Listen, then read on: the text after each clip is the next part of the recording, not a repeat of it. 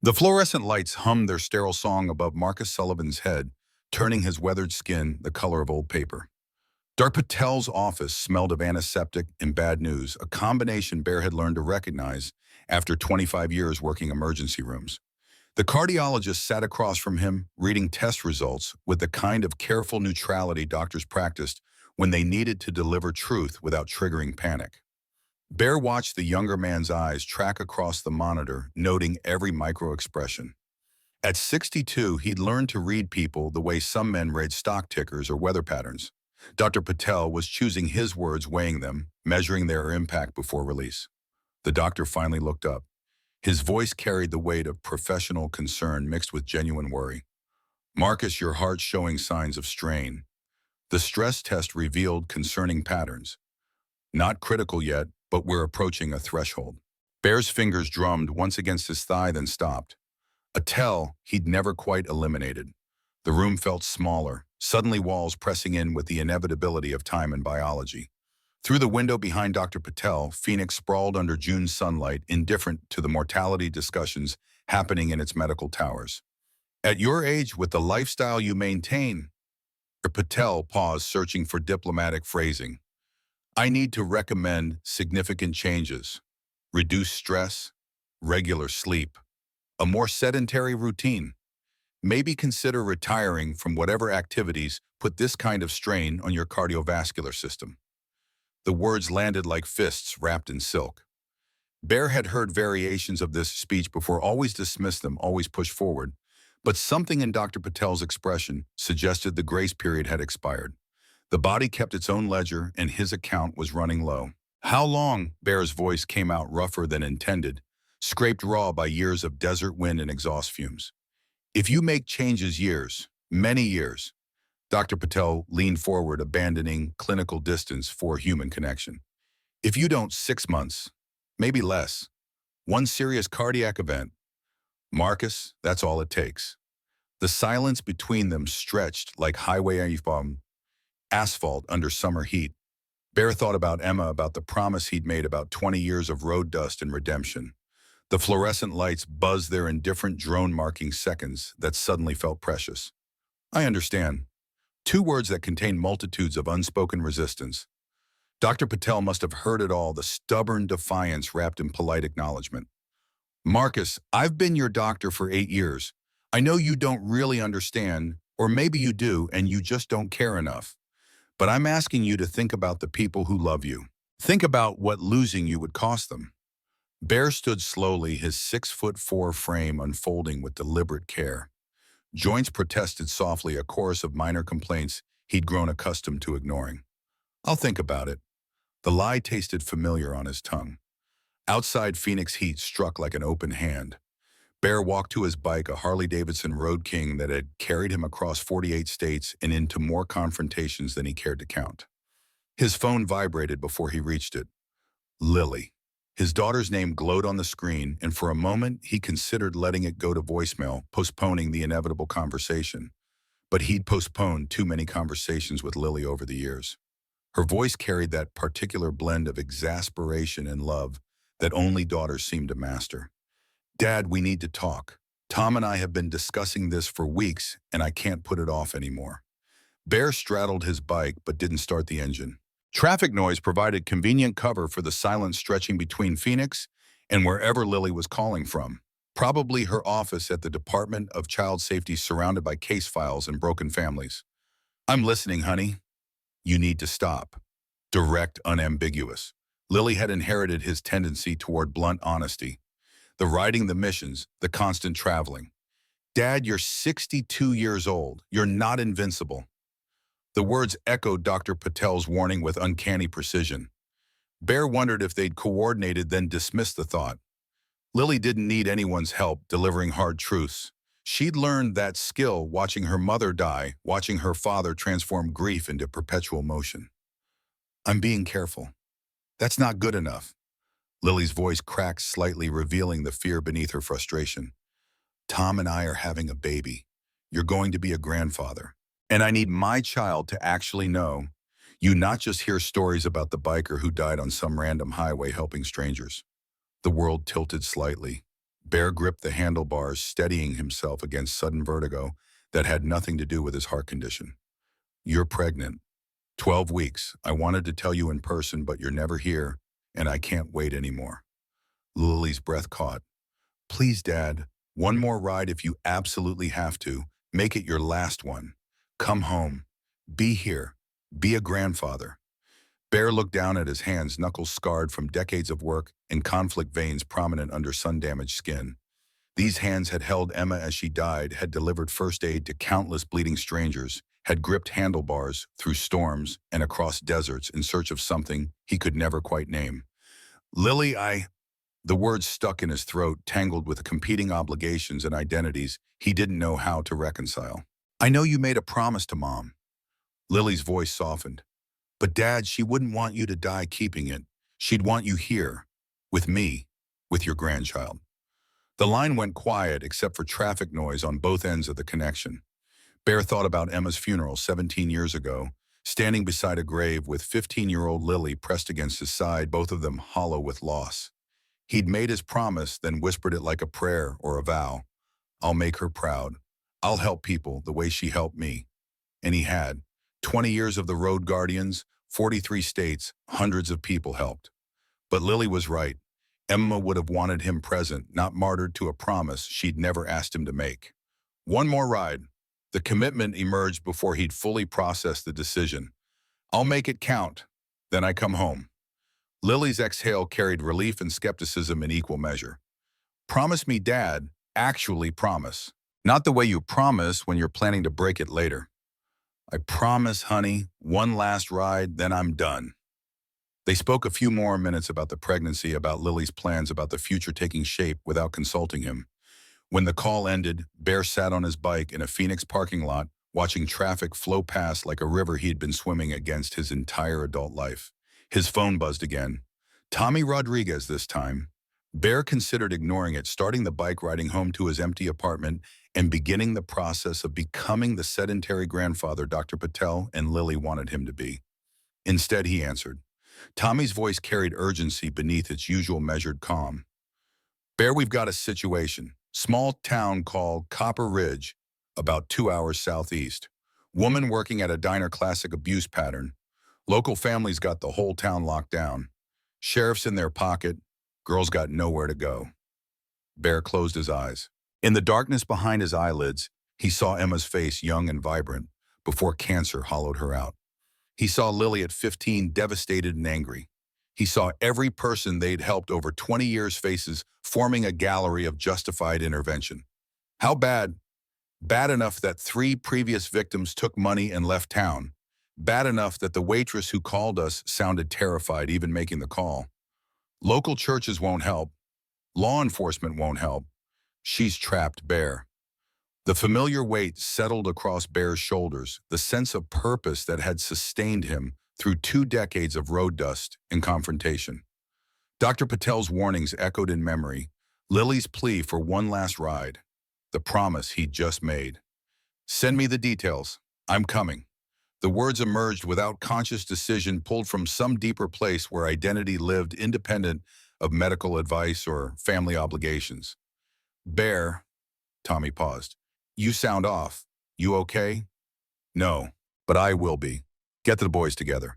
We roll tomorrow at dawn. Tomorrow, that's fast. You sure? Bear started his engine, felt the familiar rumble through his legs and chest. The vibration traveled through bone and muscle, a reminder that he was still here, still capable, still necessary. At least for one more ride. I'm sure this is it, Tommy, last mission. I'm retiring after this. The silence on the line stretched long enough that Bear checked to see if the call had dropped. Finally, Tommy spoke, voice careful. That's probably good. We're all getting older. Maybe it's time. Maybe. Bear pulled into traffic, Phoenix heat rising from asphalt in visible waves. But not yet. Not until we help this woman. Then we're done. The ride home gave Bear time to think, which he immediately regretted. Thinking led to questioning led to doubt, and doubt was a luxury he couldn't afford when people needed help. His apartment waited in a complex that specialized in temporary residents, divorced men, travelers, people between lives. He'd lived there 6 years without bothering to personalize beyond the minimum necessary for human habitation. The only decoration that mattered occupied his bedroom dresser, a photo of Emma taken 3 weeks before diagnosis laughing at something beyond the camera's frame. Her dark hair caught sunlight. Green eyes bright with life she didn't know she'd soon lose. Beside it, a more recent photo of Lily at her college graduation cap, askew smile genuine, despite their strained relationship. Bear stood in his bedroom staring at these images while packing for what he'd decided would be his final trip. The duffel bag absorbed clothes and supplies with practiced efficiency. 20 years of this ritual had reduced packing to muscle memory. He added his first aid kit, the comprehensive one from his nursing days, then stopped himself. This wasn't a medical mission. This was intervention, possibly confrontation. But old habits persisted. The kit went in anyway. His phone buzzed throughout the evening, Tommy confirming details. James Doc Patterson checking in from Tucson. Daniel Preacher Mills calling from New Mexico. Kyle Tech Morrison messaging from his apartment across town. The network activated, responding to summons like muscles remembering how to move. Bear left each conversation with the same message. Last ride, brothers, make it count. None of them questioned it. Maybe they'd all been thinking the same thing, waiting for someone to voice the truth they'd been avoiding. They were getting old, the road was getting harder. Bodies protested more with each passing year. And the world they'd been trying to fix kept breaking faster than they could repair it. But not yet. One more time. One last intervention. Bear slept poorly, chased by dreams of Emma dying, of Lily crying, of strangers he'd helped and strangers he'd failed to help. When his alarm sounded at 4:30, he was already awake, watching Phoenix darkness begin its daily surrender to relentless sunlight. The meeting point was a truck stop on the city's eastern edge, a place where the urban sprawl finally admitted defeat against desert certainty. Bear arrived first, his bike's growl announcing presence before he pulled into the parking lot. Coffee steamed in a cup, purchased from a sleepy cashier who barely looked up. He'd been coming here for years, another anonymous traveler in a steady stream of them. Tommy's arrival 20 minutes later brought the first spark of reunion energy.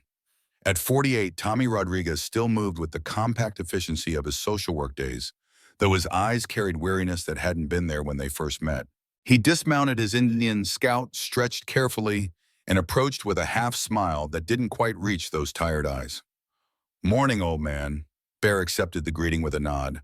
Tommy stood shorter by several inches, but compensated with presence and confidence, earned through years of facing down abusers and bureaucrats with equal determination.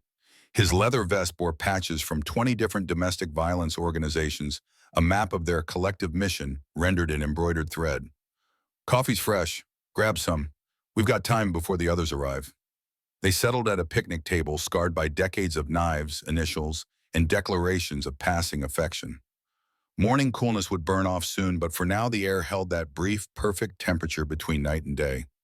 Tommy sipped his coffee, studying Bear with the careful attention of someone reading medical charts. "You look like hell." "Thanks. I'm serious." "What's going on?"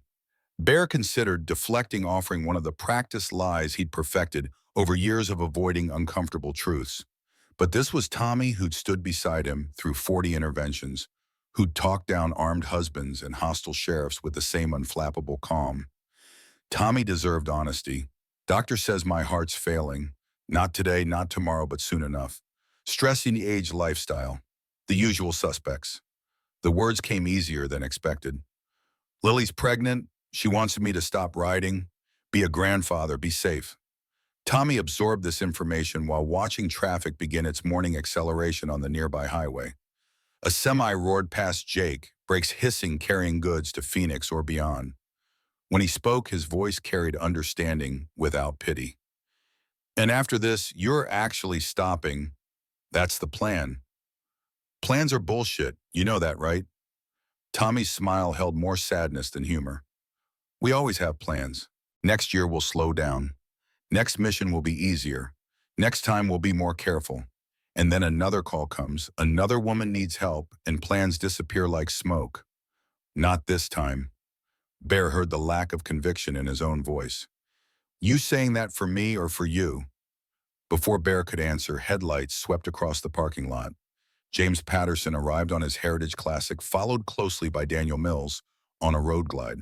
Within 30 minutes, the group assembled 13 men ranging from Kyle Morrison's 38 years to Preacher's 65 each, carrying their own collection of scars, stories, and reasons for being there. Doc Patterson approached with the careful gait of someone whose spine had absorbed too many emergency calls and patient transfers. At 58, his dark skin showed the first serious tracks of aged crow's feet deep enough to hold shadows. But his eyes remained sharp, assessing taking in Bear's appearance with professional concern. "You look like you've been rode hard and put up wet." "That's the second time I've heard that this morning. Maybe you should listen." Doc settled beside Bear at the table while others grabbed coffee and exchanged greetings. "Sarah's been on my case about retiring. Says she's tired of wondering if I'm coming home from these trips. Says she wants me there when the grandkids visit, not chasing ghosts across the Southwest." "Sarah's a smart woman." "Yeah, well, I've never been accused of intelligence when it comes to listening to her." Doc's laugh carried bitter self-awareness. "But she's right. We're all right.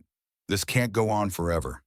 Preacher Mills joined them, moving with the careful deliberation of someone navigating a body that had logged 65 years of hard living.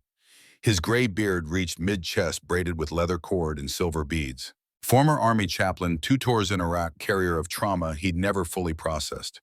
His hands shook slightly while holding his coffee, a tremor he'd developed 5 years ago and refused to discuss. "Heard you boys talking about retirement." That contagious? Bear looked up at the oldest member of their group.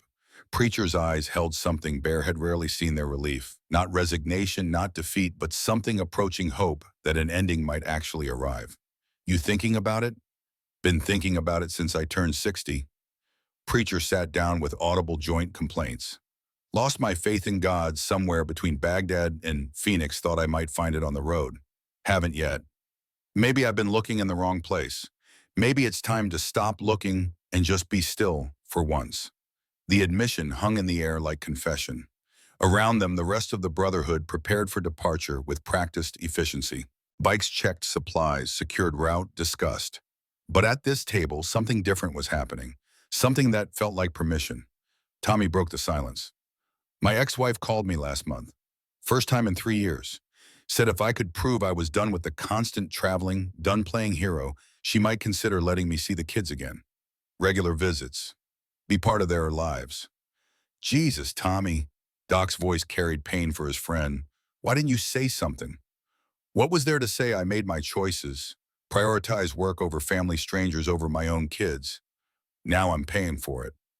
Tommy stared into his coffee like it might contain answers instead of just caffeine and regret. "But if this really is the last ride, if we're actually stopping after this, maybe I get a second chance. Maybe I get to be a father again." Bear felt the weight of collective longing settle over their small group. Around them, younger members laughed and joked, still possessing the invincibility complex that age and experience eventually stripped away. But here at this table, 4 men confronted the arithmetic of time and consequence. "So we're all thinking it." Bear's statement invited confirmation. "Looks like it." Preacher's smile carried unexpected warmth. "Hell of a thing getting old. One day you're invincible. Next day your knees sound like popcorn when you stand up. And your heart gives out." Bear's addition earned grim nods. Kyle Morrison approached, interrupting the moment. At 38, he represented the Brotherhood's younger generation, though calling him young felt generous given the premature gray threading his dark hair and the lines around his eyes that spoke to sleepless nights and too much screen time. He joined them 5 years ago after his divorce left him searching for purpose beyond IT contracts and empty apartments. Routes planned. 2 hours to Copper Ridge, straight shot on Highway 89. Tommy briefed everyone on the situation. Kyle's tablet displayed maps and data with the precision he brought to everything. Small town population 2,800. Hawthorne family basically runs the place, diner, hardware store, construction company, rental properties. Sheriff's the family uncle, classic small town dynasty. "And the victim?" Doc asked. "Sarah Chen, 27 years old. Works at Rosie's Diner. Been there 4 years. Abuse pattern consistent with long-term domestic situation. Called our hotline 3 days ago, almost hung up twice before finishing the conversation." Kyle swiped through photos and information with clinical efficiency. Abuser is Derek Hawthorne, 33, co-owner of the diner and several other family businesses. 3 previous victims we know about all paid off and relocated. Bear studied the photo. Kyle displayed a young woman with auburn hair and green eyes that reminded him painfully of Spring and Emma in better times. Sarah Chen looked tired in the picture, carefully composed, the kind of studied normalcy that concealed more than it revealed. Family situation. This is where it gets worse. Kyle's expression darkened. She has a 6-year-old son, Nathan. Father's not in the picture. Derek's using the kid as leverage, legal threats, custody issues, the usual control tactics. Sarah's trapped financially and legally. The information settled over them like a physical weight. Bear had seen this pattern dozens of times. Abusers always found the leverage point, the thing their victims couldn't risk losing. Sometimes it was money, sometimes housing, sometimes children. The specifics varied, but the architecture of control remained constant. Anything else? Bear's question invited the bad news he knew was coming. Kyle hesitated, then tapped his tablet again. Yeah, there's a history of suspicious incidents when people cross the Hawthorns. House fire in 2019, victim died. Seems like it was ruled accidental, but the timing was interesting. 2 weeks after the victim reported Derek to county authorities. Business foreclosures. Personal injuries that never get investigated. The family has a long shadow in Copper Ridge. So we're not just dealing with an abuser. We're dealing with organized intimidation backed by money and local authority. Tommy's summary stripped away ambiguity. This could get ugly. Bear stood his body, protesting the movement with various small pains he'd grown accustomed to ignoring. Around them, the Brotherhood waited for direction, for the signal that would transform discussion into action. He looked at each face, weathered, scarred, weary, but still capable, still committed. Brothers, I need to tell you something before we go. The words emerged with more difficulty than expected. This is my last ride. Doctor says my heart can't take it anymore. My daughter's having a baby, wants me to be there, be safe, be a grandfather instead of a ghost. Silence descended over the group. Even the highway noise seemed to diminish, as if the world was holding its breath. After we helped Sarah, I'm done. Hanging up the vest. Becoming the old man I've been pretending I wasn't. The admission tasted like defeat and relief in equal measure. Preacher spoke first. Then we'd better make it count. Doc nodded slowly. Yeah. And Bear, I'm thinking the same thing. Sarah wants me home. It's time. My ex gave me an ultimatum. Tommy's voice carried quiet determination. One more good deed, prove I can walk away, then I get to see my kids again. Looks like this is it. One by one, the Brotherhood members acknowledged their own crossroads. Not everyone was ready to quit Kyle, and a few others still had years ahead of them. But enough of the core group felt the same pull toward endings that Bear's announcement became permission for collective transition. So this is it. Bear looked around at faces he'd known for decades. Our last ride together. Let's make damn sure it means something. They mounted their bikes as the sun cleared the horizon, painting the desert in shades of amber and gold. 13 motorcycles fired up in sequence engines, creating a symphony of American iron and mechanical thunder.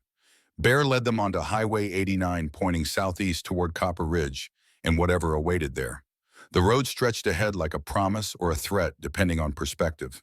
They rode through morning heat that built toward brutal by the time they reached the outskirts of Copper Ridge 2 hours later. The town materialized from desert haze like a mirage, achieving substance, collection of buildings huddled against the landscape's hostility sustained by stubborn human insistence on permanence in places that resisted it. Bear slowed as they entered city limits, noting details with trained observation. Main Street ran straight through town, lined with businesses displaying that particular southwestern aesthetic of aging gracefully versus giving up entirely. A hardware store, a pharmacy, 2 churches, a post office that looked ready for retirement itself. And there at the center, like a beating heart, Rosie's Diner occupied a corner lot with parking on 2 sides. The building wore classic diner architecture, chrome and glass, red vinyl visible through windows, a sign promising breakfast served all day. Bear checked his watch, 7:15 in the morning, earlier than they'd planned. He'd woken at 4:30, unable to sleep, and called the ride early. Time felt precious now, seconds and minutes acquiring value they'd lacked when his future stretched endlessly ahead. The Brotherhood parked their bikes in a row along the street, chrome gleaming under morning sun. Bear dismounted carefully, letting his body adjust to standing after 2 hours of riding. His chest felt tight, subtle pressure he'd learned to recognize as warning rather than emergency. He took a slow breath, willing his cardiovascular system to cooperate for a few more hours. Through the diner's windows, he could see early customers scattered in booths. A waitress moved between tables with practiced efficiency. Even from this distance, Bear recognized Sarah Chen from Kyle's photos. Auburn hair pulled back in a ponytail, green eyes that hadn't yet noticed the 13 bikers gathering outside. Tommy joined him on the sidewalk. "You sure about going in now? We're 45 minutes early. Derek's not supposed to arrive until 9. "I'm sure." Bear wasn't sure, but commitment felt safer than hesitation. "Let's get coffee, assess the situation, talk to Sarah if we can." The Brotherhood filed into Rosie's diner boots, heavy on checkered linoleum leather vests, and road dust announcing their presence before anyone looked up. The effect was immediate and predictable. Conversations stopped. Mid-sentence coffee cups froze halfway to mouths, forks paused in air. Bear had experienced this reaction hundreds of times across dozens of towns. People saw the bikes, the leather, the saitas, the scars, and made instant calculations about threat and safety.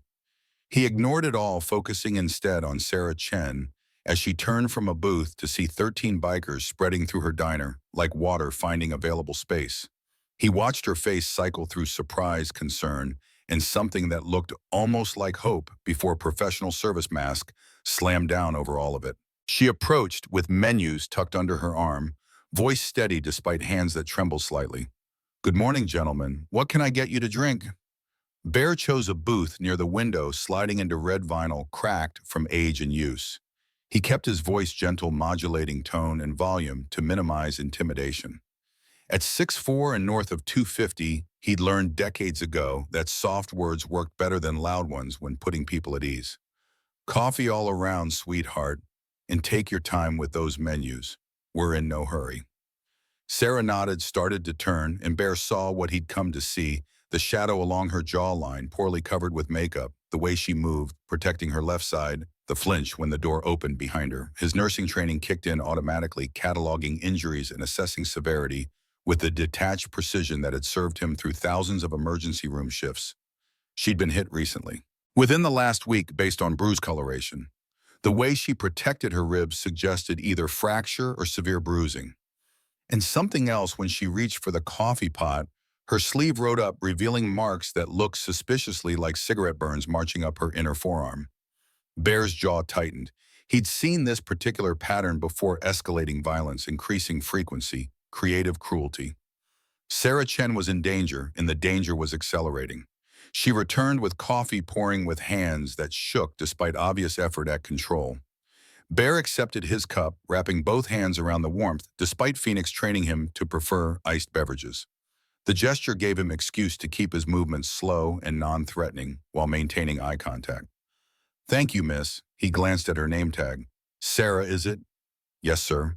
Professional distance carefully maintained. "My name's Bear. These are my brothers. We're just passing through, heard about your famous apple pie." The lie came easily, a practiced opening that created space for conversation without immediate pressure. "I'll bring some menus." Sarah moved to retreat. "Sarah, if you don't mind, could I ask you something?" Bear kept his tone conversational, nothing demanding or aggressive. "I used to work emergency rooms, 25 years as a trauma nurse, and I couldn't help but notice you're moving like someone who's hurting. You doing okay?" The color drained from Sarah's face before flushing back in red waves. She took a small step back, grip tightening on her coffee pot. "I'm fine, just clumsy. Walked into a cabinet door yesterday." Cabinet doors don't leave cigarette burns on forearms. Bear didn't say it out loud. Instead, he nodded slowly as if accepting her explanation. "Okay, well, if you need anything, medical attention, someone to talk to, anything at all, we're here. No judgment, no pressure. Sometimes it just helps to know you're not alone." Sarah's eyes filled with tears. She blinked back fast. Her mouth opened, closed, opened again. Finally, words emerged barely above a whisper. "Please don't. I need this job. My manager arrives soon, and if he sees me talking to you..." "Your manager did this." Tommy's voice came from the booth behind them, carefully controlled rage beneath measured tone. Sarah's silence answered louder than words. She turned quickly, almost running toward the kitchen coffee pot clutched like a shield. Bear watched her go, noting the way other customers tried to pretend they hadn't witnessed the exchange. An elderly woman in the corner booth looked away when Bear's eyes passed over her. A middle-aged man paid sudden attention to his newspaper. Fear had a smell, and Rosie's diner reeked of it. Doc slid into the booth across from Bear. That's a woman who's been beaten recently and regularly. Those burns on her arms, someone's torturing her. I know. Bear stared at his coffee, seeing Sarah's reflection in the dark liquid. This is bad, Doc. Worse than the report suggested. So what's the play? We wait for Derek to arrive. Get the measure of him. See what we're dealing with. Bear paused, chest tightening again. He pressed a hand against his sternum, willing the discomfort to pass. Then we figure out how to extract Sarah from this risky situation without getting her killed in the process. The diner filled slowly as morning progressed. Locals trickled in, ordered breakfast, spoke in low tones that suggested awareness of the Brotherhood's presence without direct acknowledgement. Sarah moved between tables with mechanical efficiency, smile fixed in place, eyes carefully avoiding the booth where Bear sat watching. A woman entered around 7:30, elderly Hispanic, maybe late 60s. She wore a Rosie's uniform identical to Sarah's, moved with the confidence of someone who'd worked there for decades. Her name tag read Rita. She glanced at the Brotherhood, then at Sarah, and something passed between the two women. Communication Bear couldn't decode but recognized as significant. Kyle materialized beside Bear's booth, tablet in hand. Been monitoring social media and local communications. Derek Hawthorne's truck is still at his house. He usually leaves for the diner by 8:30, arrives around 9 to do morning receipts. So we've got an hour. Roughly. Kyle hesitated. Bear, I'm seeing some concerning patterns in the town's digital footprint. The Hawthornes have their fingers in everything. They own the internet service provider, which means they probably monitor traffic. They own or control most of the rental properties. They provide jobs directly or indirectly to maybe 40% of the population. How does a family get that much control over a town? Time and money. They've been here 3 generations. Built the place up during better economic times, then bought everything cheap during the crash. Now they own it all, and people are too dependent to resist. Bear processed this information while watching Sarah refill coffee cups and deliver plates of eggs and bacon. She moved through routines with the exhaustion of someone who'd stopped hoping things might improve. What about the sheriff? Clayton Hawthorne, Derek's uncle, 28 years on the bomb, no serious complaints, no major scandals, but also no meaningful investigations into Hawthorne family business, despite multiple suspicious incidents over the years. Suspicious how? Kyle swiped through his tablet. House fire in 2019, victim was Michael Torres. He'd reported Derek to county authorities for assaulting his niece 2 weeks before the fire. Investigation ruled it accidental, but the timing's interesting. Torres died along with his wife. The niece left town shortly after and hasn't been heard from since. The information landed like a stone in Bear's chest. They weren't just dealing with abuse and intimidation. They were dealing with potential murder covered up by family connections and small-town corruption. Jesus. The word came out as prayer or curse, Bear wasn't sure which. There's more. Kyle's reluctance to continue spoke volumes. 3 businesses have gone under in the past 5 years, all after owners crossed the Hawthornes in some way. Loans called in permits, denied mysterious code violations. The patterns consistent enough to be deliberate. Bear stood needing movement to process the weight of what they'd walked into. He moved to the diner's window, staring out at Copper Ridge's main street. Morning sun painted everything in harsh clarity, revealing cracks in pavement, peeling paint on buildings, the slow entropy of a place being consumed by those who claim to sustain it. Behind him, Tommy and Doc discussed strategy in low voices. Other Brotherhood members occupied booths and counter stools, drawing attention by trying not to draw attention. The local customers watched with expressions ranging from curiosity to concern to something that might have been hope. Preacher approached Bear at the window. A lot of people in this town look like they're waiting for something to change. Or waiting to see if we're stupid enough to try changing that. Maybe. Preacher's voice carried the measured wisdom of someone who'd seen people at their worst and occasionally their best. Or maybe they're just tired. Tired of being afraid. Tired of watching bad people win. Sometimes folks need to see someone stand up before they remember they can stand up too. And if standing up gets them killed like Michael Torres, then they die free instead of living scared. Preacher's hand settled on Bear's shoulder, heavy with camaraderie and understanding. Look, I stopped believing in God somewhere between Baghdad and Phoenix. But I never stopped believing in people's capacity to choose courage over fear when someone shows them it's possible. Bear turned to look at the old chaplain. You sound pretty faithful for someone who lost his faith. I just redirected it. Stopped believing in divine intervention, started believing in human intervention. Preacher smiled expression, carrying unexpected peace. You taught me that, Bear. All those years riding together, helping people nobody else would help. That's religion enough for me. The moment stretched between them, acknowledgement of shared history and approaching endings. Then the door chimed and an older man entered, 70s, weathered like exposed stone, wearing clothes that had been washed too many times. He scanned the diner, eyes landing on Bear and the Brotherhood with obvious recognition. He approached slowly as if giving himself time to reconsider. Finally, he stopped a respectful distance from Bear's position by the window. You boys are causing quite a stir. His voice carried the gravel of too many cigarettes and desert dust. Name's Bob Jennings. I own the hardware store down the street. Bear extended his hand. Marcus Sullivan. Most people call me Bear. We're just having breakfast. 13 bikers show up in Copper Ridge all at once, all wearing Road Guardians colors. That's not just breakfast. Bob's handshake was firm despite his age. Word's already spreading. People are wondering what you're doing here. Just passing through. Bullshit. Bob said it without malice, simple statement of fact. You're here about Sarah Chen and Derek Hawthorne. Am I right? Bear studied the old man's face, reading weathered certainty and something that looked like desperate hope. What makes you say that?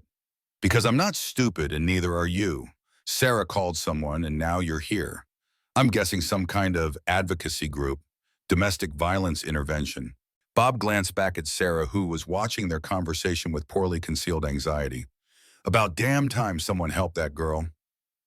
You know what's happening to her? Everyone knows, we just don't talk about it. Bob's shame colored the admission.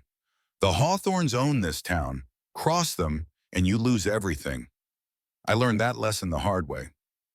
How? Bob gestured toward an empty booth. You got time for a story. It's important you understand what you're walking into. Bear nodded, sliding into the booth across from Bob. The leather squeaked, protest worn smooth by decades of use. Around them, the diner continued its morning rhythm, but Bear noticed Sarah watching, noticed Rita, the elderly waitress, watching, noticed the way conversations quieted whenever someone glanced their direction. Bob Jennings folded his weathered hands on the table, composing himself before speaking.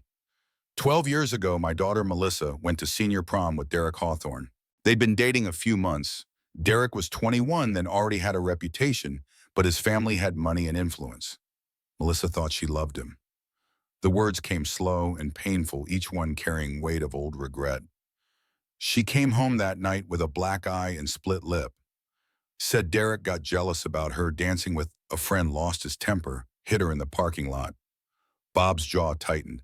I wanted to report it, wanted to press charges, but Melissa begged me not to. Said Derek apologized, said it would never happen again, said his family would destroy us if we made trouble. And you listened. Bear kept his tone neutral, understanding how fear operated in places like this. To my eternal shame, yes, I listened because I was scared. Scared of losing my business, scared of becoming a pariah in my own town, scared of all the ways the Hawthorns could make our lives hell. Bob's voice cracked. 3 days later, Robert Hawthorne, Derek's father, came to my store. Didn't threaten directly. Just mentioned how much my business loan was worth, how expensive insurance had become, how many code violations old buildings might have. Message was clear. Keep quiet or lose everything. What happened to Melissa? She moved to California right after graduation. Married a decent man out there, has 2 kids, won't come back to Copper Ridge even for holidays. She's terrified of running into Derek. Bob looked at Bear with eyes that had seen too much. I failed my daughter. I've regretted it every single day for 12 years. And I've watched Derek hurt other women since then, and I've done nothing because I'm a coward. The confession hung in the air like smoke. Bear understood the corrosive nature of regret, how it could consume a person from inside, leaving them hollow with self-recrimination. He'd carried his own version since Emma died. The feeling that he should have done more, been better, saved her somehow, despite the impossibility of it. You're not a coward, Mr. Jennings, you're human. You made choices under impossible pressure. Don't try to make me feel better about it. Bob's voice carried harsh finality. I know what I am, but maybe I can help you boys accomplish what I was too scared to do. Maybe I can finally stand up. That could cost you everything you're afraid of losing. I'm 73 years old. My daughter won't speak to me beyond Christmas cards. My wife died 5 years ago. What exactly do I have left to lose? Bob leaned forward, intensity replacing shame. But there's something you need to know before you go after Derek and his family. Something that might change your approach. I'm listening. Come with me. There's something I need to show you. Bob stood, moving toward the door with surprising purpose for someone his age. Bear followed, signaling Tommy and Doc to come along. They exited the diner into morning heat that was building toward the day's brutal peak. Bob led them down Main Street, past his hardware store, past a closed bank, past buildings that had once served functions the town no longer required. At the edge of town, where pavement surrendered to desert, a small cemetery occupied a plot of land surrounded by wrought iron fencing that had lost its battle with rust decades ago. Bob pushed through the gate, which protested with metallic shriek, and navigated between headstones weathered smooth by wind and time. He stopped at a grave marker dated 2019. The name read Michael Torres, 1985-2019. Beloved husband and uncle. Beside it, another marker, Elena Torres, 1987-2019. Michael Torres worked construction for Hawthorne Enterprises. Good man, honest, hardworking. His niece Carla came to live with him and Elena after her parents died. Bob's voice carried reverence appropriate for the setting. Derek took an interest in Carla. She was 19, beautiful, vulnerable. When she rejected his advances, he got aggressive. Cornered her at a company party, assaulted her. Carla told Michael, and Michael reported it to county authorities. Bear stared at the grave, doing math that added up to violence and death. 2 weeks later, their house caught fire. 3 in the morning. Electrical fault, according to the investigation. Michael and Elena died of smoke inhalation trying to get out. The exit doors, both of them, were jammed from the outside. Bob's hands trembled as he touched the headstone. Carla wasn't there that night. She'd been staying with friends because she was afraid. After the funeral, she disappeared. No forwarding address, no contact information. Just gone. And the investigation found nothing suspicious. Doc's voice carried professional skepticism. The fire marshal was Sheriff Clayton Hawthorne's fishing buddy. The investigation lasted 3 days. Ruled accidental, case closed. Bob turned to face them, expression equal parts grief and rage. Michael Torres died because he tried to protect his niece from Derek Hawthorne, and nobody did a damn thing about it. The implications settled over them like physical weight. This wasn't just about helping Sarah Chen escape an abusive relationship. This was about confronting a family that had literally gotten away with murder, protected by their money, their influence, and their control over local law enforcement. Tommy broke the silence. Jesus Christ, we're not just dealing with abuse. We're dealing with organized crime family masquerading as respectable business owners. That's exactly what they are. Bob's confirmation carried bitter certainty. And anyone who crosses them either gets destroyed or gets dead. You boys need to understand what you're walking into. This isn't some abusive boyfriend you can intimidate into backing off. This is a family that will kill to protect their power and their son. Bear looked at the graves, at the names carved in stone, at the dates that marked lives cut short by cruelty and corruption.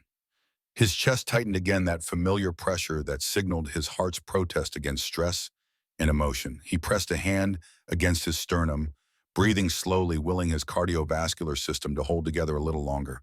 Just one more day, one more intervention, then he could rest. We understand. Bear's voice came out rougher than intended, and we're not backing down. Sarah deserves better than to be the next victim who disappears or dies. This town deserves better than to be held hostage by murderers. You sound pretty confident for someone who just learned they're facing killers. I've been a trauma nurse for 25 years and a road guardian for 20. I've seen more violence, more death, more cruelty than you can imagine. Bear turned from the graves to face Bob Jennings. And I've learned one thing: bullies and murderers only win when good people do nothing. We're not going to do nothing. Bob studied Bear's face, reading something there that seemed to satisfy whatever test he'd been conducting. Okay, then I'm going to help you. And there are others in town who will too, once they see someone's actually standing up. They walked back to Rosie's diner in silence, each processing the weight of what they'd learned. The town looked different now to Bear. Not just a collection of buildings, but a prison where fear kept people locked inside their own lives. Every person they passed carried the knowledge of what had happened to Michael Torres, carried the understanding that justice had been bought and buried alongside his body. Back at the diner, Sarah was serving a family with young children, smile fixed in place, movements mechanical. Rita watched from behind the counter, expression unreadable but intense. Other customers maintained their studied obliviousness, pretending the 13 bikers and the old man who'd taken them to see a grave were unremarkable elements of an ordinary morning. Bear checked his watch, 8:40. Derek would arrive in 20 minutes, maybe less. Time to prepare to position themselves to ready for confrontation that had been building since the moment Sarah made that desperate phone call 3 days ago. He pulled out his phone, typed a text message to Lily. "Honey, I love you. You're going to be a great mother. Tell my grandchild that Grandpa tried to do good." His thumb hovered over the send button for several heartbeats before pressing it. The message disappeared into digital space, carrying words that felt too much like goodbye. Doc appeared at his elbow. "You okay, Bear? You're looking pale." "I'm fine. That's what you said an hour ago, and 2 hours ago, and probably what you'll say when you're actually having a heart attack." The doc's professional assessment had allowed no deflection. "We should have a serious conversation about whether you're physically capable of handling whatever's about to happen." "Not now, Doc." "Then when after you collapse, after your heart gives out in the middle of confrontation?" Bear turned to face his old friend. "After we help Sarah, after we stand up to the people who killed Michael Torres, after we do what we came here to do, then I'll worry about my heart. And if you die doing it, then I die doing something that matters." Bear's voice carried finality that ended discussion. "I made a promise 17 years ago standing beside Emma's grave. I promised her I'd help people. I've kept that promise for 2 decades. I'm not breaking it now just because my body's giving out." Doc opened his mouth to argue, then closed it. Understanding passed between them, acknowledgement of the stubborn courage that had defined Bear's adult life and would apparently define his ending too. Finally, Doc nodded once, acceptance replacing objection. "Okay, but when this is over, you're going straight to a hospital. No arguments." "Deal." The door chimed. Sarah looked up from the table she was serving, and her face went white as desert salt. She dropped the coffee pot she'd been holding. It shattered on the floor, ceramic and hot liquid spreading across checkered linoleum in patterns that looked almost deliberate. But Bear wasn't watching the broken pot or the spreading coffee. He was watching the door, watching the man who'd just entered with the confidence of someone who'd never been told no in his entire life. Derek Hawthorne stood 6'2", built like someone who'd played football and hadn't quite let go of that identity, despite a decade passing since his last game. Expensive Boots designer jeans shirt that probably cost more than most people in Copper Ridge made in a week. His hair was slicked back with product, and mirror sunglasses hid his eyes despite being indoors. But more than his appearance, Bear registered his energy, the coiled violence poorly disguised as charm, the predator's awareness, scanning the room for threat and opportunity. Derek's scan stopped on the Brotherhood. His posture shifted subtly, shoulders broadening, chin lifting. Then his attention returned to Sarah, still standing, frozen beside the broken coffee pot and spreading puddle. When Derek spoke, his voice carried across the suddenly silent diner with absolute authority. "Sarah, what the hell cleaned that up? And why are there bikes out front? You know, I don't like that element in my—" He stopped mid-sentence, really seeing the Brotherhood now counting 13 bikers spread through his diner, occupying his space, disturbing his control. His jaw tightened. The sunglasses came off, revealing eyes that registered calculation and challenge in equal measure. "Can I help you boys with something?" Bear stood slowly unfolding his 6'4" frame with deliberate care. He felt his heart beating too fast in his chest, felt sweat on his palms that had nothing to do with desert heat. This was it, the moment that would define everything that came after. Behind him, he sensed rather than saw the Brotherhood preparing, adjusting positions, reading the room's energy the way they'd learned through dozens of interventions. Tommy moved slightly left. Doc shifted right. Preacher remained centered. Perfect positioning without obvious threat. "We were just having breakfast." Bear's voice came out steady despite his racing heart. "Your waitress has been wonderful. Real professional." Derek's eyes narrowed, processing something beyond the words. He looked at Sarah, at the broken pot, at the 13 bikers, and his expression shifted from annoyed to dangerous. "Sarah, get in the back. Now, we need to talk." Sarah didn't move. Her eyes darted between Derek and Bear-trapped animal, calculating impossible odds. "I don't think Sarah wants to go anywhere with you right now." Bear's words landed in the silence like stones in still water. Derek's face flushed red. "Who the hell are you to tell her what she wants, Sarah?" I said now. Still, she didn't move. "Sarah." Derek's voice dropped to something colder than rage, more dangerous than shouting. "If you don't come with me right now, you know what happens. We've had this conversation before. Nathan. Nathan is staying exactly where he is." Tommy's voice cut across Derek's threat. "We're licensed social workers with concerns about child welfare." Derek's eyes widened slightly, first sign of uncertainty crossing his features. He pulled his phone from his pocket with the casual confidence of someone used to having authority on speed dial. "We'll see about that. Uncle Martin will sort this out real quick." He made the call, speaking loud enough for the entire diner to hear. "Sheriff Hawthorne, we've got a situation at Rosie's. Need you down here immediately. 13 bikers harassing my staff, making threats. Yeah, the big one's claiming to be a social worker or some bullshit." Derek ended the call, smirking at Bear. "Sheriff's 2 minutes away. You boys better have all your paperwork in order because you're about to get your asses thrown in jail for trespassing and harassment." Bear didn't respond. He simply stood there, meeting Derek's glare with calm certainty. Around them, the diner remained frozen customers, afraid to move or speak, witnesses to confrontation that had been inevitable since the moment Derek learned to use his fists and his family's money to control everyone around him. Sarah's breathing had gone ragged, nearly hyperventilating. Rita moved to her side, wrapping an arm around the younger woman's shoulders, whispering something Bear couldn't hear. The door opened again. Derek Hawthorne smiled triumphantly as Sheriff Clayton Hawthorne entered, uniform, crisp badge, gleaming hand already resting on his weapon belt, with practiced authority. Outside, through the diner windows, Bear could see a second vehicle pulling up. Not a police car this time, but a red Dodge Ram truck that matched the one listed in Kyle's intelligence report.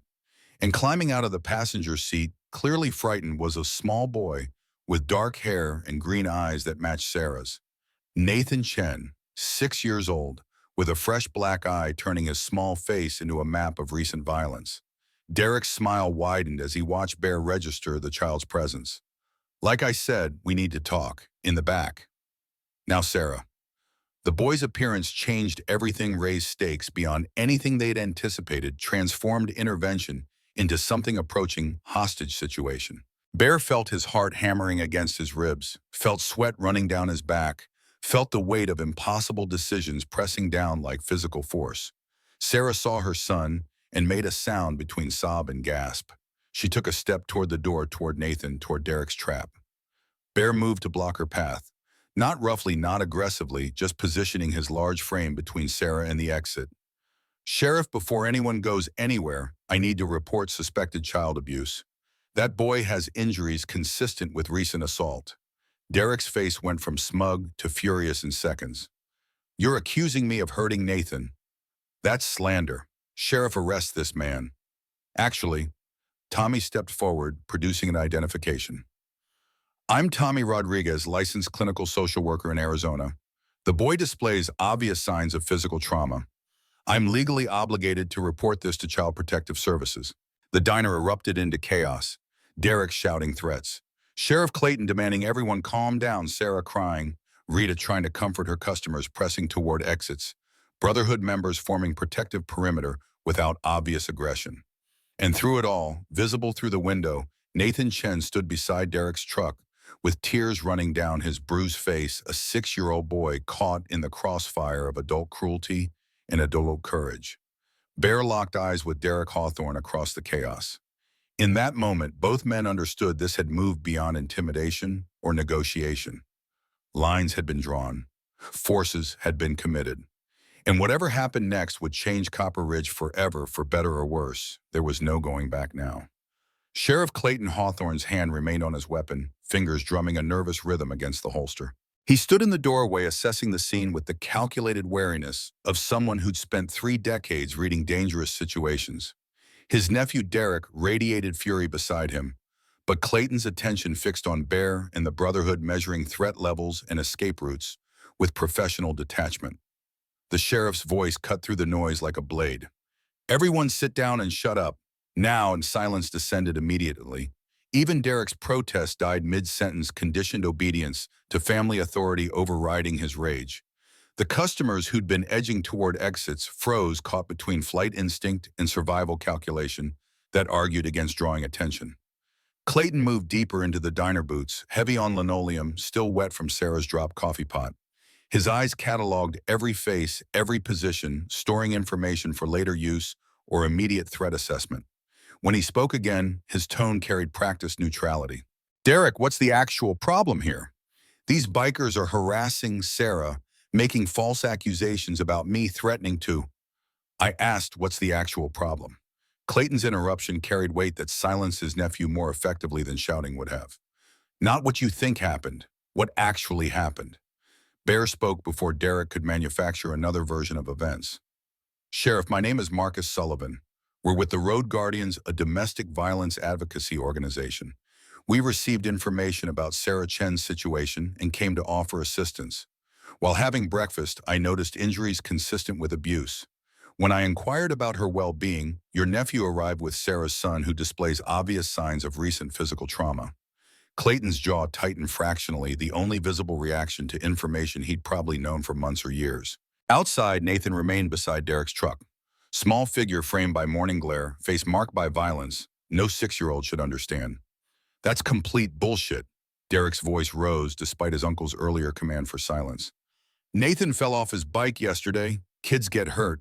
And these bikers are trying to turn an accident into some kind of—" "Mr. Rodriguez." Tommy stepped forward, identification held where Clayton could see it clearly. "Licensed clinical social worker, state of Arizona. The child's injuries don't match the mechanism of injury your nephew just described. Falling from a bicycle produces abrasions, not the periorbital hematoma and swelling pattern visible from here." The medical terminology landed like artillery in the small space. Clayton's expression shifted from neutral assessment towards something approaching resignation. He'd been expecting this moment, Bear realized. Maybe not today, maybe not with the Road Guardians, but eventually. The sheriff had been watching his nephew hurt people for years, knowing it would culminate in exactly this kind of confrontation. "I need to speak with Miss Chen." Clayton's request carried enough authority to be classified as an order. "Alone." Sarah had been standing frozen beside Rita, hands clasped so tightly her knuckles showed white. At the sheriff's words, she shook her head frantically, backing toward the counter with the desperation of prey cornered by multiple predators. "No, I can't. Please don't make me—" "Sarah, honey, just tell him the truth." Derek's voice dripped false concern, practiced manipulation refined through years of gaslighting.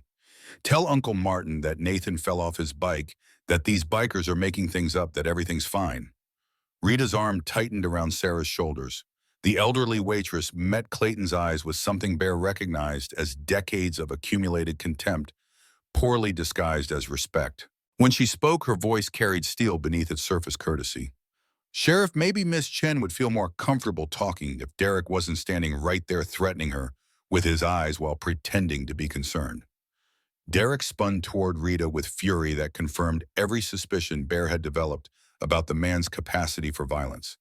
"You're fired, Rita. Pack your shit and get out of my diner." "Our diner." The correction came from the doorway, where an older man had appeared during the chaos. Robert Hawthorne sat in a motorized wheelchair oxygen tank mounted on the back tubes running to his nose. Despite obvious physical decline, his presence commanded immediate attention. "Rita's worked here 32 years. You don't fire her without consulting me first." Derek's rage met his father's authority, producing momentary paralysis while he calculated response. The delay gave Bear time to assess Robert Hawthorne, measuring the man behind Copper Ridge's systematic corruption. Cancer had hollowed him out, skin stretched tight over skull, eyes sunken, hands trembling on the wheelchair controls. Death had this man in its sights, and from the look of things, the end approached faster than anyone probably expected. Dad, these bikers are... I can see what they are, Derek. I'm dying, not blind. Robert maneuvered his wheelchair further into the diner with surprising dexterity. And I can see that boy outside has a black eye, which means you did something stupid again. The casual acknowledgement of Derek's violence hung in the air like confession. Bear watched family dynamics play out, saw Derek's humiliation transform into sullen resentment, saw Clayton's expression confirm that this pattern had repeated countless times. Robert Hawthorne knew exactly what his son was, and for reasons Bear could only guess at, had spent decades protecting him anyway. Robert's attention shifted to Bear. Mr. Sullivan, is it? I recognize your organization. You've made quite a name for yourselves across the Southwest. Coming into small towns, solving problems local authorities apparently can't handle. The observation carried undertones Bear couldn't quite parse respect or threat, or possibly both. We help people who need help, Mr. Hawthorne. That's all. Noble work. Expensive too, I imagine. 13 men, motorcycles, cross-country travel. Someone's funding this operation. Robert's oxygen hissed softly between words. What would it cost to fund your next mission, somewhere far from Copper Ridge? The offer materialized so quickly, Bear almost missed its implications. Robert Hawthorne was attempting to buy them off before the situation escalated further, deploying money like a first-strike weapon before violence became necessary. We're not for sale. Everyone's for sale, Mr. Sullivan. It's just a question of finding the right price. Robert's smile revealed teeth stained by medication and decline. $50,000. Cash. You and your men leave town today, forget you were ever here, and everyone goes home happy. Tommy moved to Bear's left, Doc to his right. Defensive positioning without obvious aggression, brotherhood responding to threat through pure muscle memory. Around them, customers watched with expressions ranging from shock to resignation. This was how power operated in Copper Ridge, openly, brazenly confident that money would resolve any challenge to Hawthorne authority. Mr. Hawthorne, we appreciate the offer, but Sarah Chen needs protection, not negotiation. Your son has been abusing her for nearly 2 years. He's now escalated to hurting her child. That's not something we can ignore or be paid to ignore.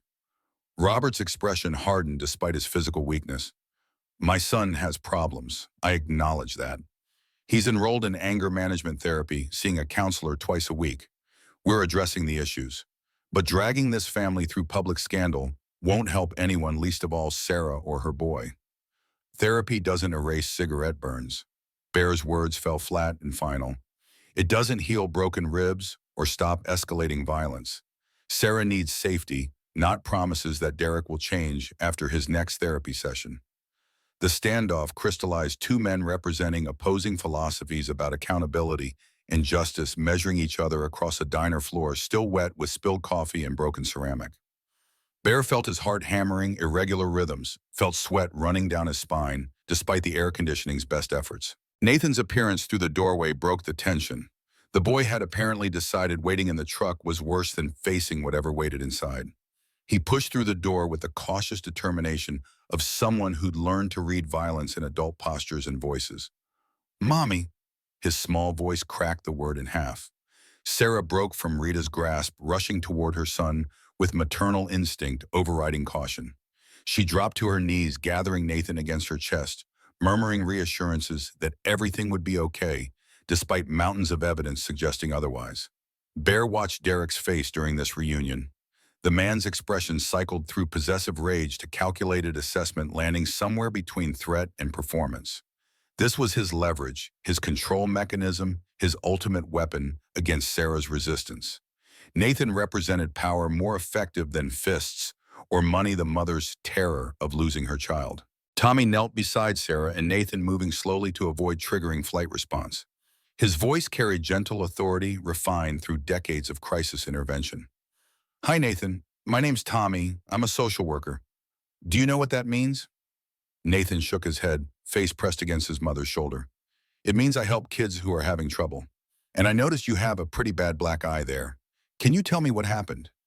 Sarah's arms tightened around her son protectively. Derek took a step forward, mouth opening to intercept the conversation. Bear shifted his position, placing his large frame between Derek and the scene unfolding on the floor. Not threatening, not aggressive, just present and immovable. Nathan's voice emerged muffled against Sarah's shirt. I broke a plate. Derek said I needed to learn to be more careful. The simple statement contained universes of implication. Tommy glanced at Bear, confirming what they both understood. Adults don't give 6-year-olds black eyes for breaking plates unless violence has become their primary educational tool.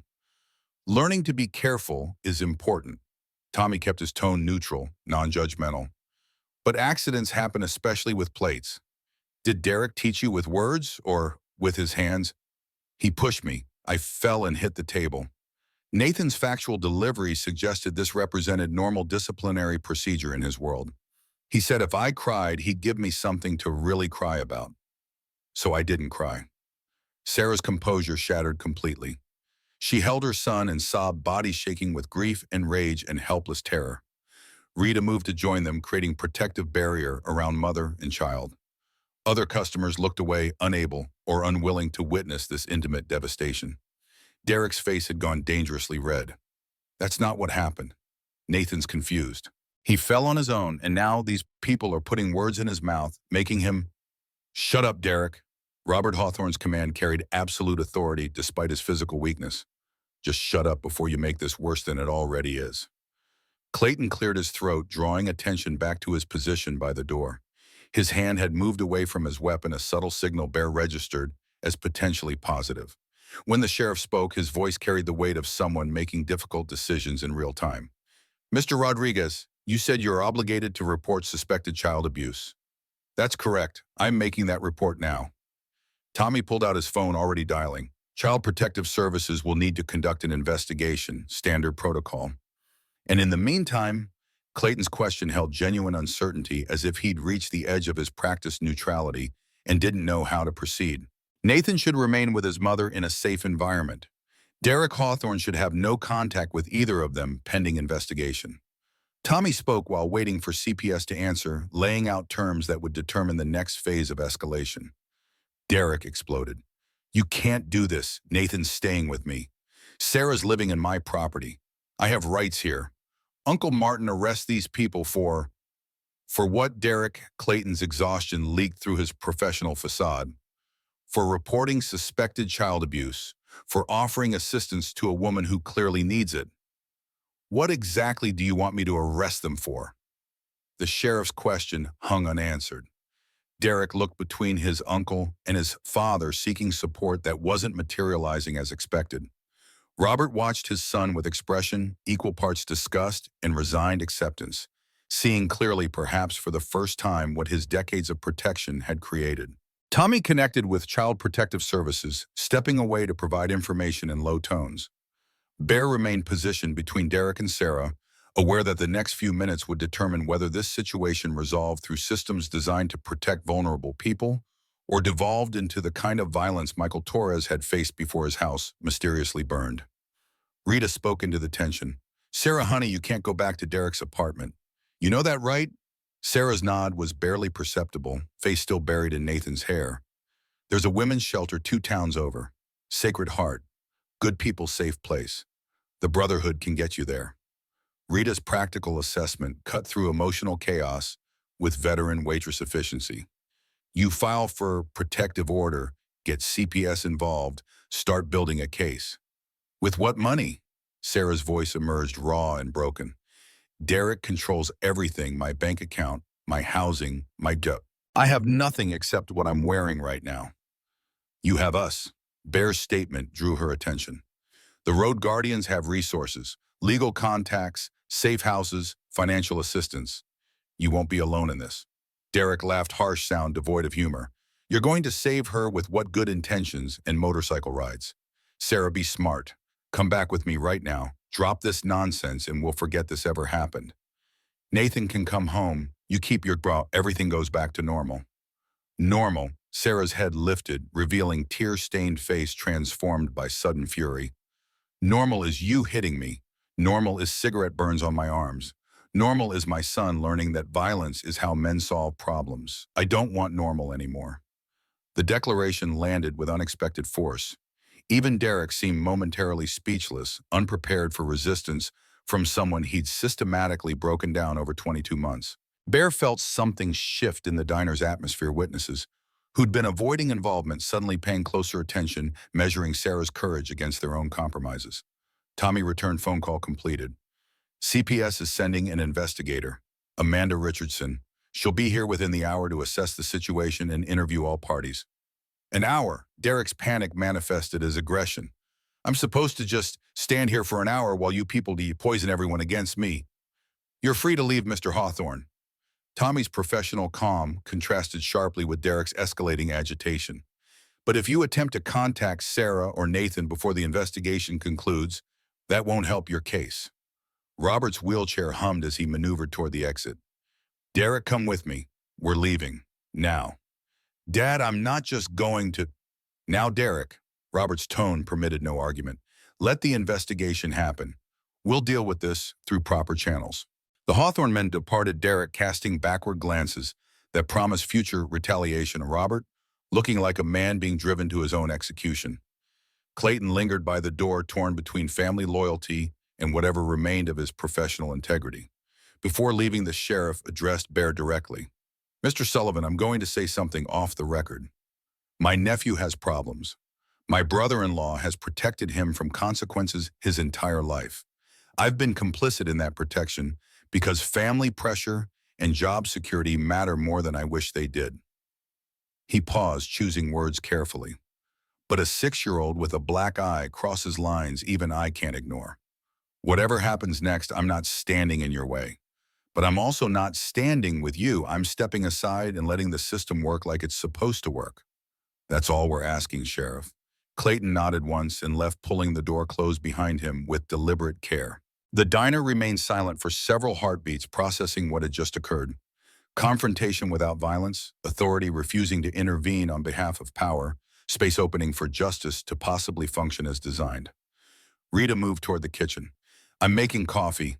Real coffee, not the tourist shit we usually serve. Anyone who wants some, speak up. The mundane offer broke remaining tension. Customers returned to their meals, though conversation remained subdued. Sarah held Nathan close, whispering reassurances Bear couldn't hear. The Brotherhood maintained defensive positions without making them obvious, years of practice, allowing them to project protection without visible threat. Doc approached Bear quietly. You need to sit down. Your color's wrong. I'm fine. That's the 3rd time you've said that this morning. Eventually, it's going to stop being true. Doc's medical assessment allowed no deflection. Your pulse is visible in your neck, which means your heart rate's elevated beyond what's healthy for someone with your condition. Sit down before you fall down. Bear allowed himself to be guided to a booth, grateful for Doc's insistence despite his pride's protest. The adrenaline that had sustained him through confrontation was draining away, leaving exhaustion and cardiac protest in its wake. He pressed a hand against his chest, feeling his heart's irregular rhythm, counting beats that came too fast and too hard. Preacher slid into the booth across from him. That went better than expected. Nobody got shot or arrested. Yet, Bear's addition acknowledged the temporary nature of their success. Derek's not going to accept this. His father's not going to accept this. They'll come back with lawyers, with money, with whatever leverage they think will work. Then we better be ready. Preacher's voice carried the certainty of someone who'd faced worse odds in worse places. We've got an hour before CPS arrives. Let's use it to build our case. Kyle materialized with his tablet, already pulling up information with practiced efficiency. I've been monitoring local communications.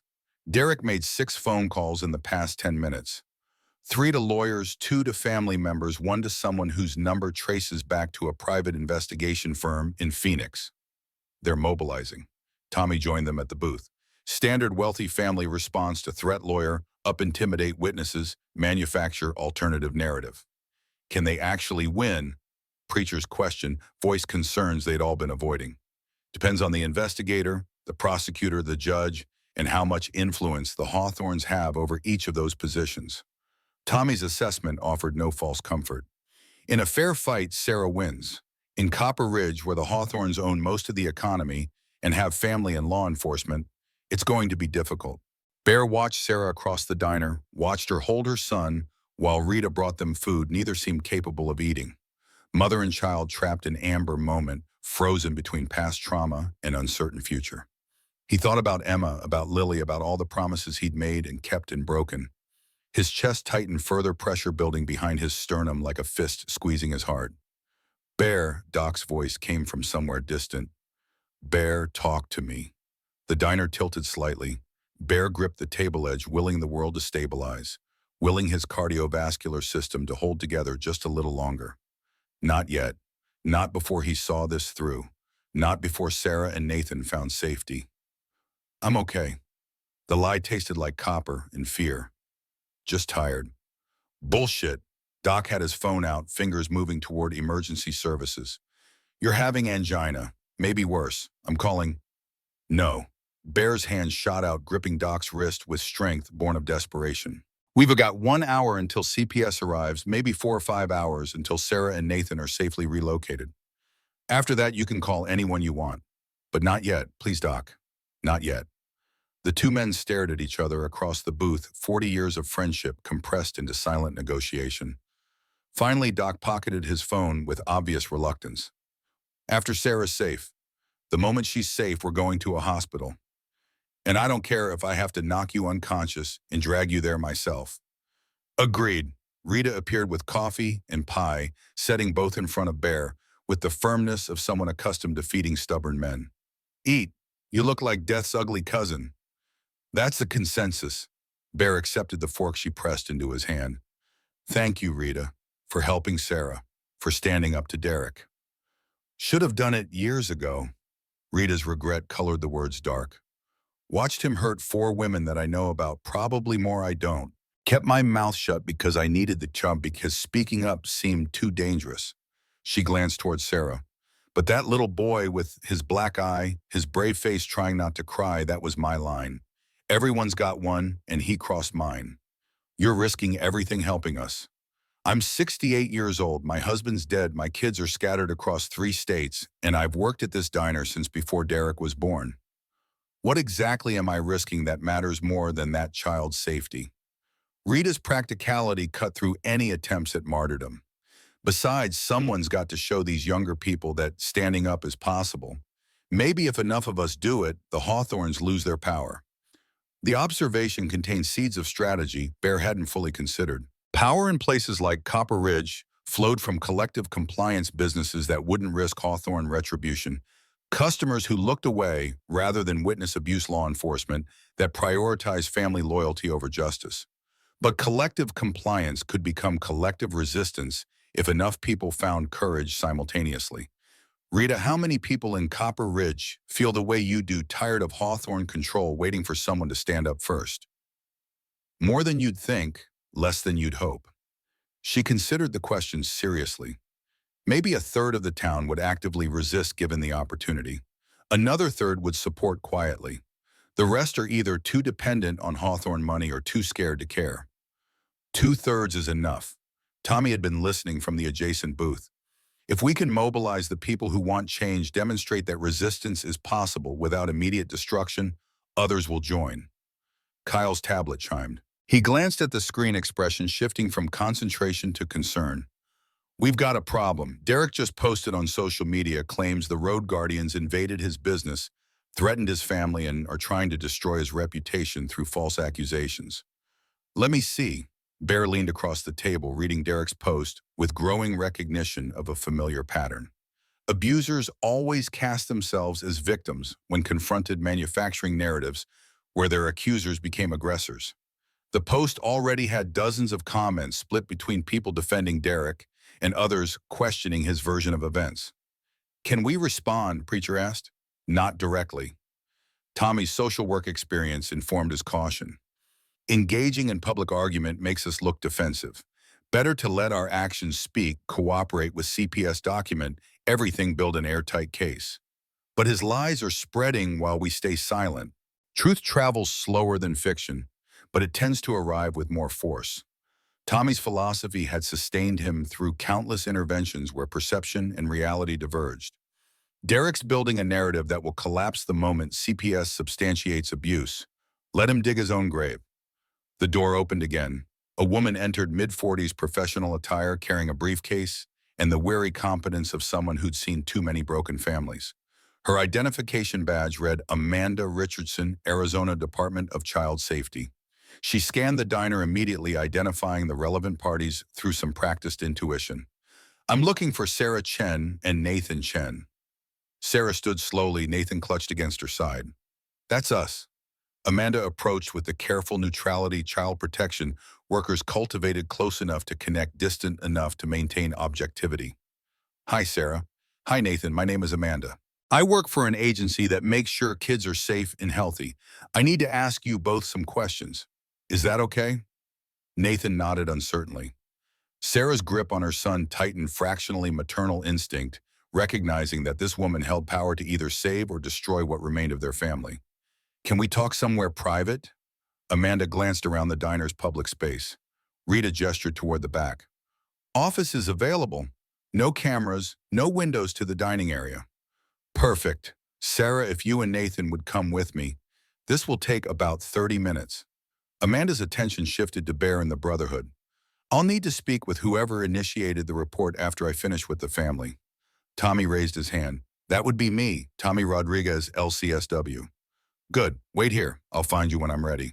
Amanda guided Sarah and Nathan toward the office, her professional demeanor softening slightly as she engaged the frightened child in conversation about superheroes and favorite foods. The door closed behind them, muffling whatever interview would determine the immediate future of the Chen family. Bear watched them disappear, feeling the weight of responsibility settle heavier across his shoulders. His heart continued its irregular rhythm, each beat a reminder that time was running out for Sarah, for himself, for this intervention that represented his final attempt to honor Emma's memory in his own promise. Doc appeared beside him again. Eat your pie. Your blood sugar's probably low, which isn't helping your cardiac function. Bear accepted the medical logic, forcing himself to consume Rita's apple pie despite his complete lack of appetite. The food sat heavy in his stomach, but Doc was right about blood sugar. His hands had started trembling slightly, fine motor control degrading as his body struggled under accumulated stress. Kyle continued monitoring digital communications, providing running commentary on Derek's escalating social media campaign. The man had moved from general victim narrative to specific accusations, naming the road guardians, implying criminal behavior, soliciting support from local businesses and friends. The online battle was being lost while they sat eating pie and waiting for bureaucratic processes. We need to counter this. Preacher's frustration voiced what they were all feeling. He's controlling the narrative. Then let's tell our side. Tommy pulled out his own phone. Not by arguing with Derek, but by sharing Sarah's story with her permission. Let people see the truth instead of Derek's manufactured version. Is that legal? Kyle's question reflected legitimate concern about privacy and consent. If Sarah agrees to share, yes. Domestic violence victims have the right to tell their stories. It might even help build public support that translates to pressure on local authorities. Tommy's strategy made sense, but only if Sarah possessed the courage to make her trauma public. The office door opened 20 minutes later. Amanda emerged, first expression carefully neutral, followed by Sarah and Nathan. The investigator's body language suggested she'd heard enough to substantiate concerns, though professional ethics prevented immediate disclosure. Mr. Rodriguez, your turn. Tommy disappeared into the office while Sarah returned to her previous booth movements, mechanical with emotional exhaustion. Nathan had fallen asleep against her shoulder, small body surrendering to the safety his mother's presence provided, despite every rational reason to remain vigilant. Rita brought fresh coffee without being asked. How'd it go, honey? She believes me. Sarah's voice carried wonder and terror in equal measure. She actually believes me. She saw the cigarette burns, photographed everything, documented all of it. She said Nathan's injury is consistent with assault, not accidental trauma. That's good, Sarah. That's exactly what needed to happen. Rita's hand found Sarah's, offering human connection across generational divide and shared experience. But she said I can't go back to Derek's apartment. Said I need to establish safe housing within 48 hours, or Nathan goes into foster care pending investigation. Sarah's panic rose with each word. I have no money, no family nearby, nowhere to go. How am I supposed to find housing in 48 hours when Derek controls every rental property I could possibly afford? Bear leaned forward, ignoring Doc's warning glare. Sarah, the road guardians work with shelters across the Southwest. Sacred Heart in the next town over has space. They can take you and Nathan today, right now. You'll have housing, food, legal advocates, counseling services, everything you need to rebuild. For how long? A week, a month? Sarah's exhaustion manifested as harsh practicality. Then what? I'm unemployed, blacklisted from working anywhere in Copper Ridge because the Hawthorns own or influence every business. I have no savings because Derek monitored my bank account. I'm starting from absolute zero with a 6-year-old depending on me. The brutal honesty of her situation settled over them like physical weight. This was the architecture of abuse victims, stayed not because they lacked courage, but because leaving meant sacrificing every material security for uncertain futures built on charity and hope. Sarah had found the courage to resist, but courage didn't pay rent or feed children. Sacred Heart helps with job placement. Preacher spoke from experience. I know the director, Maria Gonzalez. She's helped dozens of women transition from crisis shelter to stable independence. It takes time, but it's possible. How much time? Because I've got 48 hours before I lose Nathan. Tommy emerged from the office, expression grim. Amanda's filing her report today. Preliminary findings support intervention. She's recommending Nathan remain with Sarah contingent on safe housing being established. She's also recommending Derek Hawthorne be investigated for child abuse and Sarah for domestic violence victimization. Recommending to who? Bear's question anticipated the answer he didn't want to hear. County prosecutor, who happens to be a golf buddy of Robert Hawthorne's and receives substantial campaign donations from Hawthorne Enterprises. Tommy's delivery of bad news had been refined through years of navigating corrupt systems. The prosecutor will decide whether to file charges, pursue restraining orders, or bury the whole thing. So we're back to local corruption determining outcomes. Doc's disgust colored the assessment. Not entirely. CPUS operates independently of local prosecution. Amanda can mandate protective measures regardless of whether criminal charges proceed. But those measures only last as long as the investigation remains open, and investigations can be closed by people with the right connections. Bear pushed himself upright, ignoring his body's protests. Then we need to build a case so strong it can't be buried. We need witnesses, documentation, evidence that forces action even from corrupt officials. Where do we get that in Copper Ridge? Kyle's skepticism reflected practical assessment of their resources versus Hawthorne influence. Rita spoke up from her position beside Sarah. There's a church meeting tonight. Father Miguel holds community gatherings every Tuesday. People come from across the county. If we could present Sarah's case there and get others to share their stories, build public momentum for accountability. That could work. More preacher seized the idea with veteran chaplains' understanding of religious community power. Public pressure, especially from church congregations, carries weight even in corrupt systems. Elected officials care about appearances, and churches provide moral authority that's hard to dismiss. But it means exposing Sarah to public scrutiny. Tommy's protective instinct warred with strategic opportunity. Derek will be there or hear about it immediately. His lawyers will attack her credibility. She'll face social media harassment, possible physical danger, career consequences. All eyes turned towards Sarah. The young woman sat holding her sleeping son, face marked by years of abuse and days of resistance. Her green eyes held calculation. Bear recognized, weighing the cost of speaking against the cost of silence, measuring her courage against her fear. When she spoke, her voice carried unexpected strength. If I stay silent, Derek wins. If I hide, he finds me. If I disappear, some other woman becomes his next victim. And Nathan grows up knowing his mother chose safety over justice. She looked directly at Bear. Your wife died. You said you made her a promise to help people. What did she actually say? What were her exact words? The question caught Bear unprepared. He'd carried Emma's memory for 17 years, had built an entire identity around honoring her final wishes. But the actual conversation had faded behind mythology and grief. What had Emma said really? The memory surfaced slowly, painfully.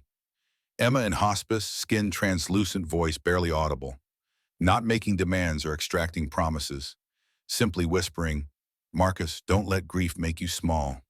Stay big. Stay kind. Keep seeing people who've become invisible. Bear's eyes burned. She said to keep seeing people who've become invisible. Then see me.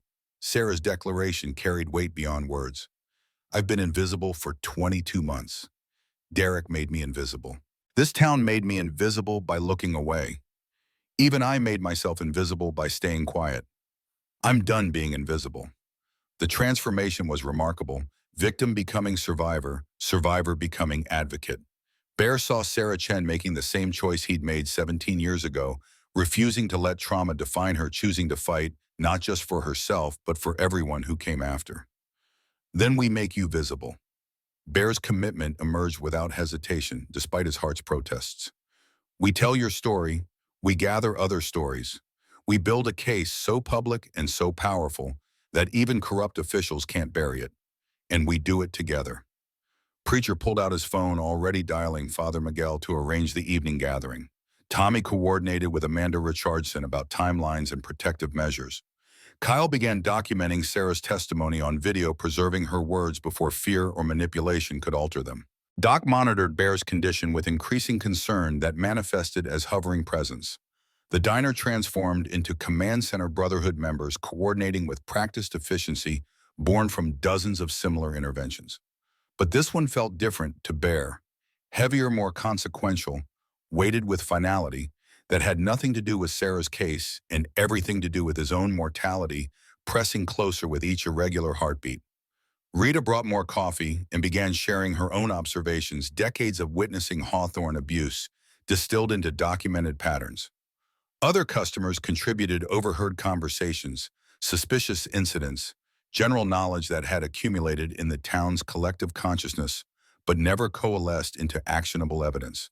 The silence was breaking compliance, transforming into resistance, invisibility, giving way to witness. By noon, they'd assembled preliminary case materials, photographs, testimonies, financial records, social media posts documenting Derek's threats and Robert's intimidation tactics. Kyle had contacted 3 former victims, willing to provide statements. Tommy had connected Sarah with Linda Chen, a lawyer in Flagstaff, who specialized in domestic violence cases and who happened to be Sarah's estranged older sister. That detail emerged during a phone call that reduced Sarah to tears. She hadn't spoken to Linda in 18 months, too ashamed of her situation to maintain family contact. Linda's voice through the speaker carried fury and love, in equal measure, promising to drive down immediately, threatening to destroy Derek Hawthorne with every legal tool available. Family reunites in crisis. Rita's observation held satisfaction. Derek tried to isolate Sarah from everyone. Now everyone's coming back. The afternoon passed in organized chaos. Amanda Richardson completed her investigation, officially recommending Nathan remain with Sarah contingent on safe housing. Bear coordinated with Sacred Heart Shelter, confirming space availability and transportation arrangements. Preacher spoke with Father Miguel, whose church gathering had swelled from expected attendance of 20 to over 100 as word spread through Copper Ridge's underground communication networks. Around 3 o'clock, Bear's phone buzzed. Lily. He almost didn't answer, reluctant to lie about his condition or admit how far he'd pushed himself. But letting it go to voicemail felt cowardly, so he answered while walking outside for privacy. Dad, I've been trying to reach you for hours. Lily's worry vibrated through the connection. Your last text sounded like a goodbye. What's going on? I'm okay, honey, just involved in a situation. We're helping a woman and her son escape an abusive relationship. Are you safe? The question deserved honest answer. Was he safe physically? Probably not. His heart was protesting violently, chest pain radiating down his left arm with concerning regularity. Emotionally, he felt more certain than he had in years. This was exactly where he needed to be, doing exactly what Emma had asked him to do. Safe enough. How are you feeling? Any morning sickness? Don't change the subject. Lily's tone carried equal parts affection and frustration. Dad, you promised this was your last ride. You promised you'd come home after this. And I will. Bear leaned against the diner's exterior wall, letting it support his weight. Tomorrow, maybe the day after, as soon as Sarah and Nathan are relocated to safety. You sound tired. I am tired. Dad, Lily paused, choosing words carefully. Tom and I have been talking. We want you involved in this baby's life, really involved. Not just birthday cards and occasional visits. We want you here present, teaching our child all the things you've taught me about kindness and courage, and standing up for people who can't stand up for themselves. Tears blurred Bear's vision. He wiped them away roughly, unwilling to let emotion compromise his focus. I want that too, honey, more than you know. Then come home. After this woman is safe, come home and be my dad instead of everyone else's hero. Lily's voice cracked. I need you, Dad. Your grandchild needs you. Please. I promise. One more day, maybe two. Then I'm coming home. Bear tried to make the words sound like truth instead of hope. I love you, Lily. Tell Tom I said congratulations. Tell my grandchild that Grandpa tried to do good. Stop talking like you're dying. I'm not dying, I'm just tired. The lie came easier than it should have. I'll call you tomorrow. Bear ended the call before Lily could press further, before his resolve weakened enough to admit how much pain he was experiencing, how concerning Doc's observations had become, how close he was to the edge of cardiac failure. Tomorrow he'd go to a hospital. Tomorrow he'd face medical intervention and lifestyle changes and all the accommodations aging demanded. But not today. Today he had work to finish. The church gathering convened at 7 o'clock in the basement fellowship hall of Our Lady of Guadalupe Catholic Church. Father Miguel had transformed the space into something between town meeting and revival gathering, rows of folding chairs facing a small platform, coffee and cookies on tables along the walls, atmosphere charged with anticipation and nervous energy. Bear arrived with Sarah and Nathan, flanked by Brotherhood members, providing security more psychological than physical. The room filled quickly, bodies pressing into available space until standing room became scarce. Bear recognized faces from the diner, from downtown businesses, from the cemetery where Bob Jennings had shown them Michael Torres's grave. Father Miguel opened with a prayer that acknowledged suffering and called for justice without specifying who's suffering or what justice. Then he introduced Sarah Chen, giving her platform and audience and the opportunity to transform invisibility into witness. Sarah stood slowly, Nathan beside her, clutching her hand. She faced the crowd with visible terror, poorly disguised as courage. When she spoke, her voice shook but held. My name is Sarah Chen. I'm 27 years old. I've worked at Rosie's Diner for 4 years. And for 22 months, Derek Hawthorne has been beating me. The simple declaration fell into silence absolute. Sarah continued describing escalation patterns, verbal abuse transforming into physical violence, control extending into every aspect of her life, cigarette burns and broken ribs, and constant fear that this time he might kill her. She showed photographs. Amanda Richardson had taken documented evidence of systematic torture rendered in clinical detail. Yesterday, Derek hurt my son because Nathan broke a plate. Nathan is 6 years old. He has a black eye because a grown man punched him for being clumsy. Sarah's voice strengthened, with each sentence finding power and articulation. I'm here because the road guardians showed me that being invisible was a choice, and I'm choosing differently now. I'm choosing to be visible, to be heard, to demand that Derek Hawthorne face consequences for what he's done. The crowd erupted not with applause but with recognition, as if Sarah's courage had given them permission to acknowledge what they'd known and ignored for years. People stood sharing their own stories in voices that trembled with long-suppressed anger. A middle-aged woman described her sister, who dated Derek 6 years ago, left town after being hospitalized, never returned.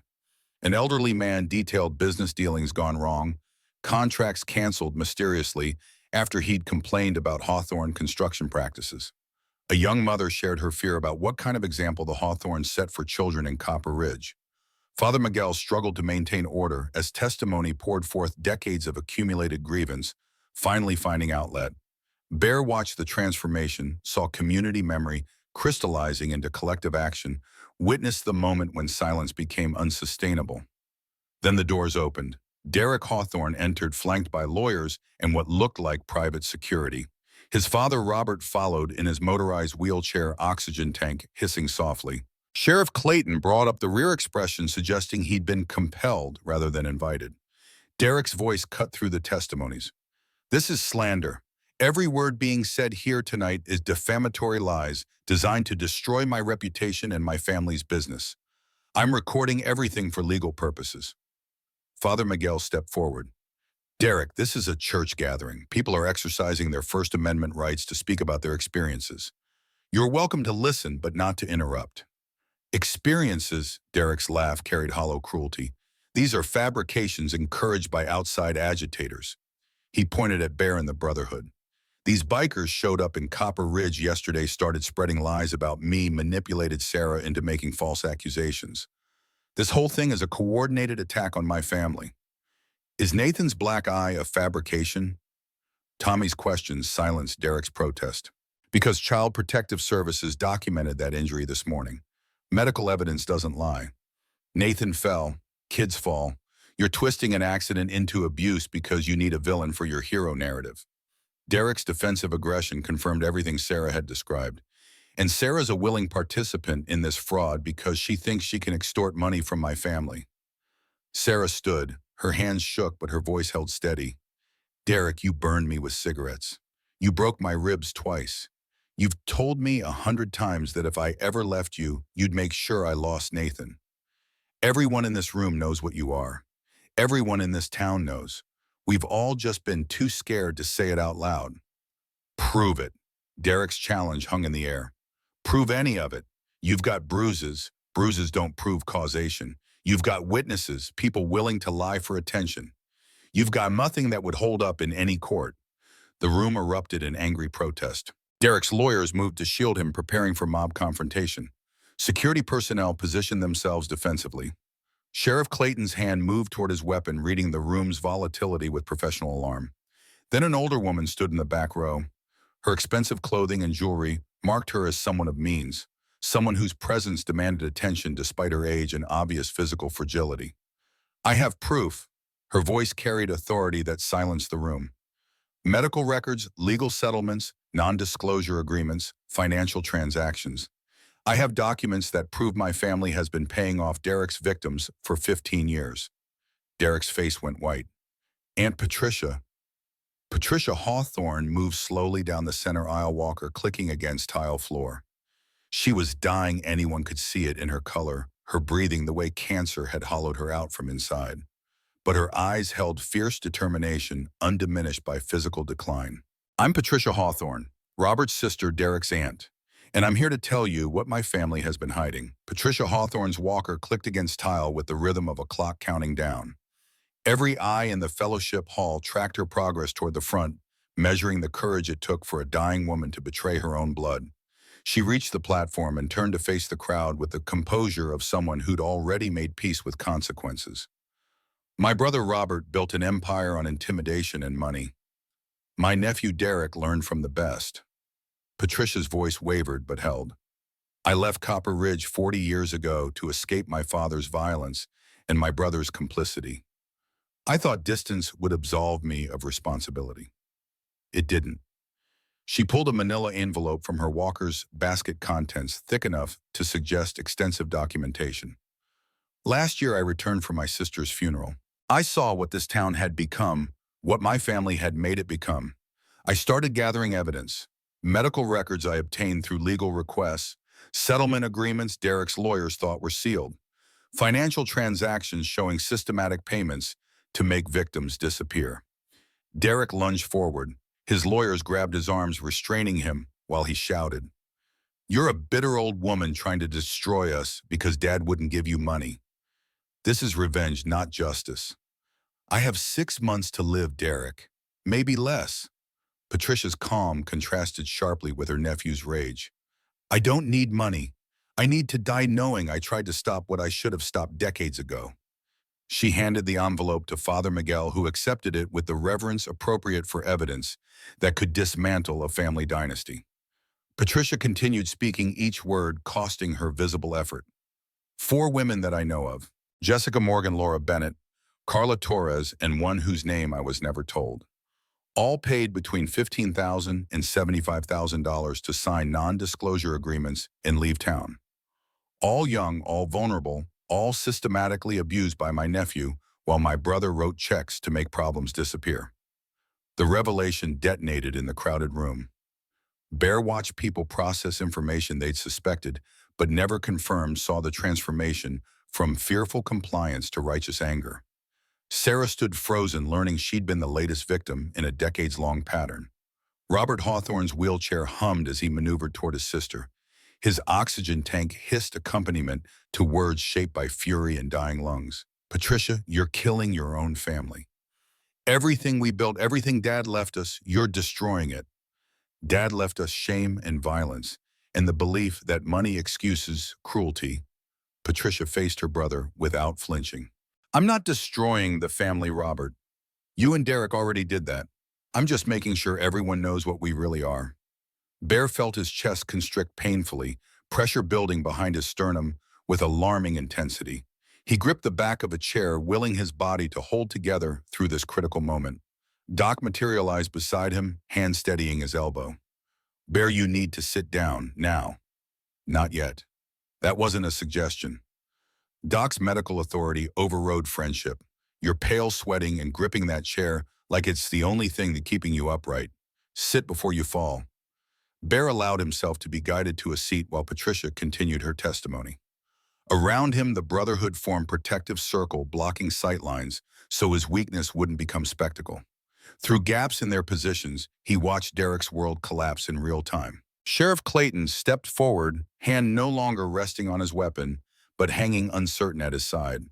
Miss Hawthorne, are you willing to provide those documents to county authorities? I already sent copies to the Arizona Attorney General's office 3 days ago. What Father Miguel is holding are your copies. Patricia's preparation demonstrated she'd anticipated exactly this confrontation. The AG is opening an investigation into corruption in Copper Ridge, focusing on your department's failure to investigate multiple credible abuse allegations.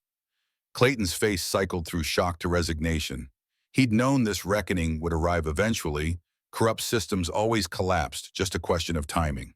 When he spoke, his voice carried the exhaustion of someone surrendering to inevitability. Derek Hawthorne, I'm placing you under arrest for assault and battery child abuse and witness intimidation. You have the right to remain silent. The Miranda warnings recited in that church basement marked transformation. Bear had witnessed dozens of times the moment when power structure cracked, when untouchable people learned they could be touched after all. Derek's lawyers protested with professional vigor, threatening lawsuits and wrongful arrest claims.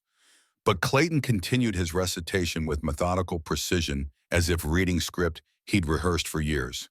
Derek fought the handcuffs, screaming about rights and revenge and his family's influence.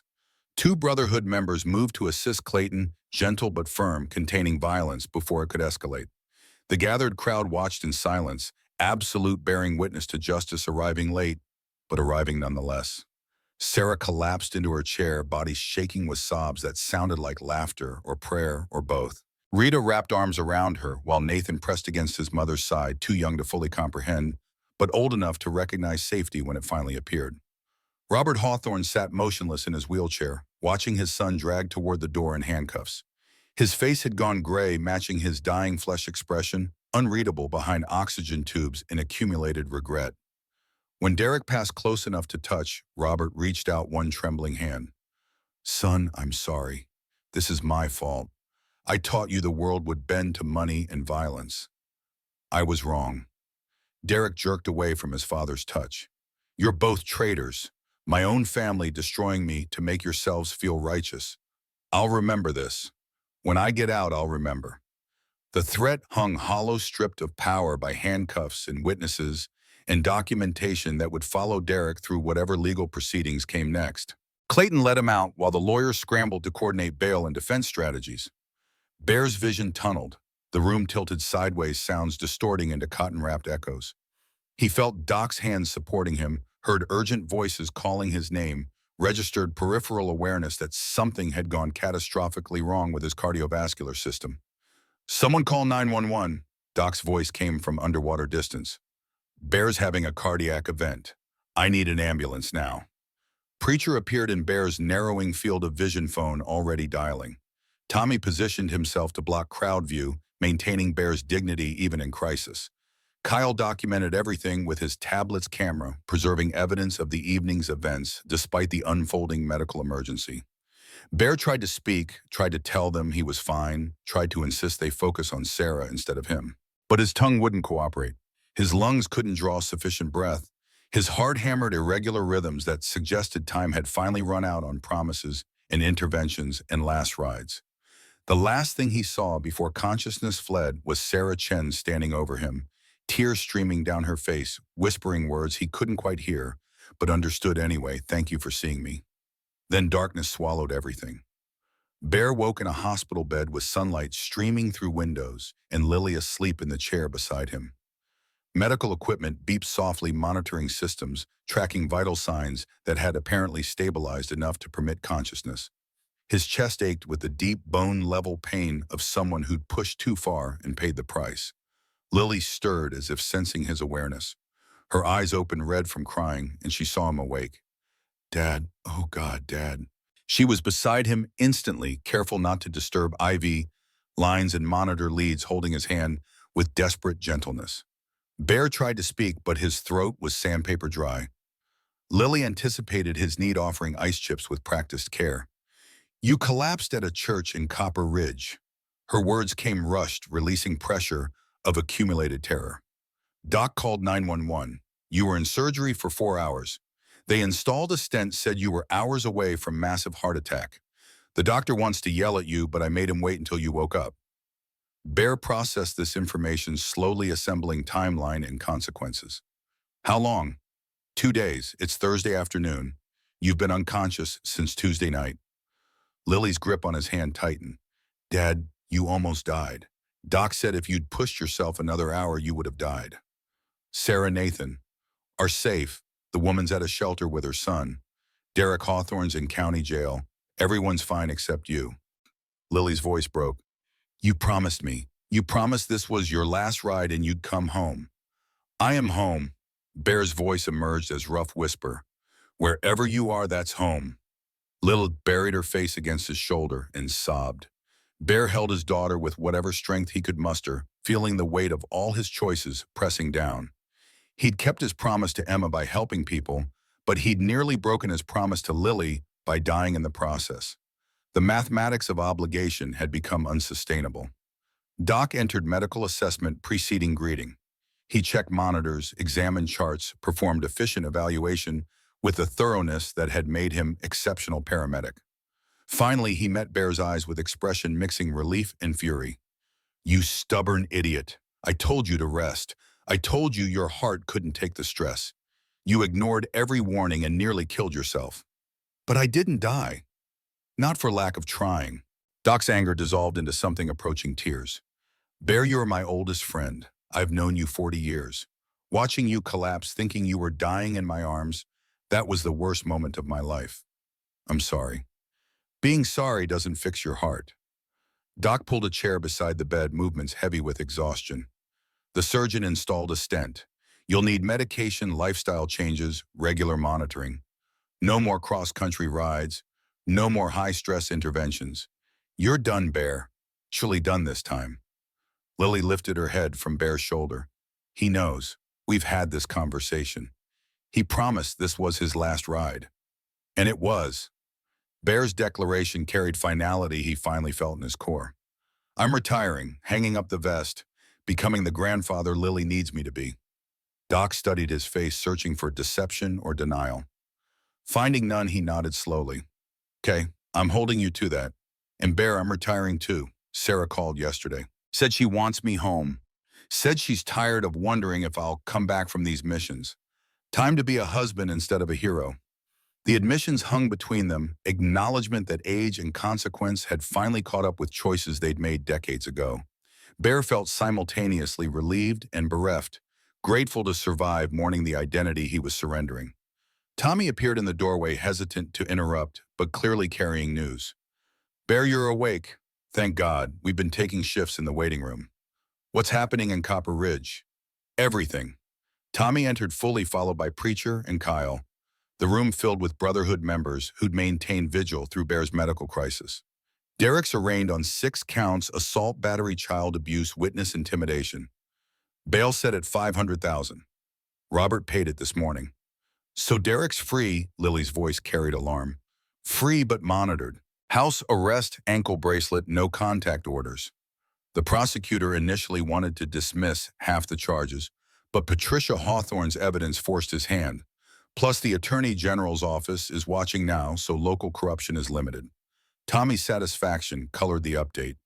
Sarah filed for protective order, granted immediately. Derek can't come within 500 feet of her or Nathan. What about Sarah's housing situation? Bear remembered the 48-hour deadline that had seemed so insurmountable. Linda Chen, Sarah's sister, rented her a small house in Flagstaff. She's enrolled Nathan in school there. CPS closed the investigation with findings that substantiated abuse, but confirmed Nathan's safe now. Kyle provided details with his usual efficiency. Rita Sanchez bought Rosie's Diner from Robert Hawthorne, renamed it Rita's Second Chances. She's hiring Sarah as manager once Sarah completes her GED. The dominoes of change toppled with satisfying rhythm. Bear closed his eyes, feeling the weight of successful interventions settle alongside his body's protests. They'd done it, extracted Sarah from danger, held Derek accountable, demonstrated that resistance was possible, even against entrenched power. There's more. Preacher's tone suggested complexity ahead. Robert Hawthorne wants to see you. He's in the family waiting area.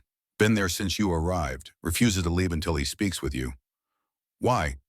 Says he owes you an apology. Says he needs to talk before he dies. Preacher's former chaplain instincts read spiritual crisis with practiced accuracy.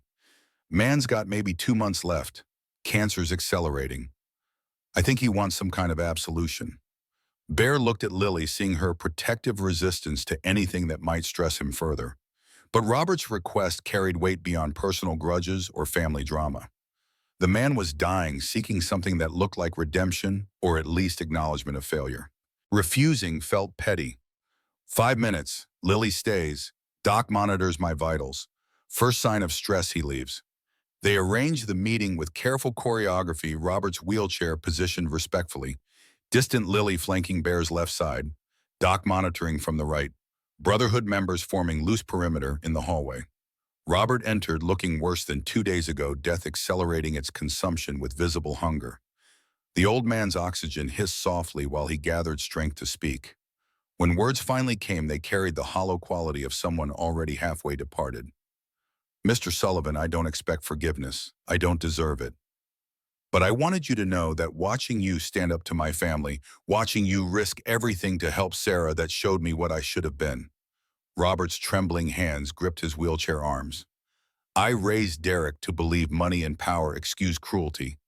I protected him from consequences every time he hurt someone. I built a system that enabled his violence because facing truth felt harder than writing checks. Bear listened without interruption, letting Robert purge decades of accumulated guilt. My sister Patricia is right about everything.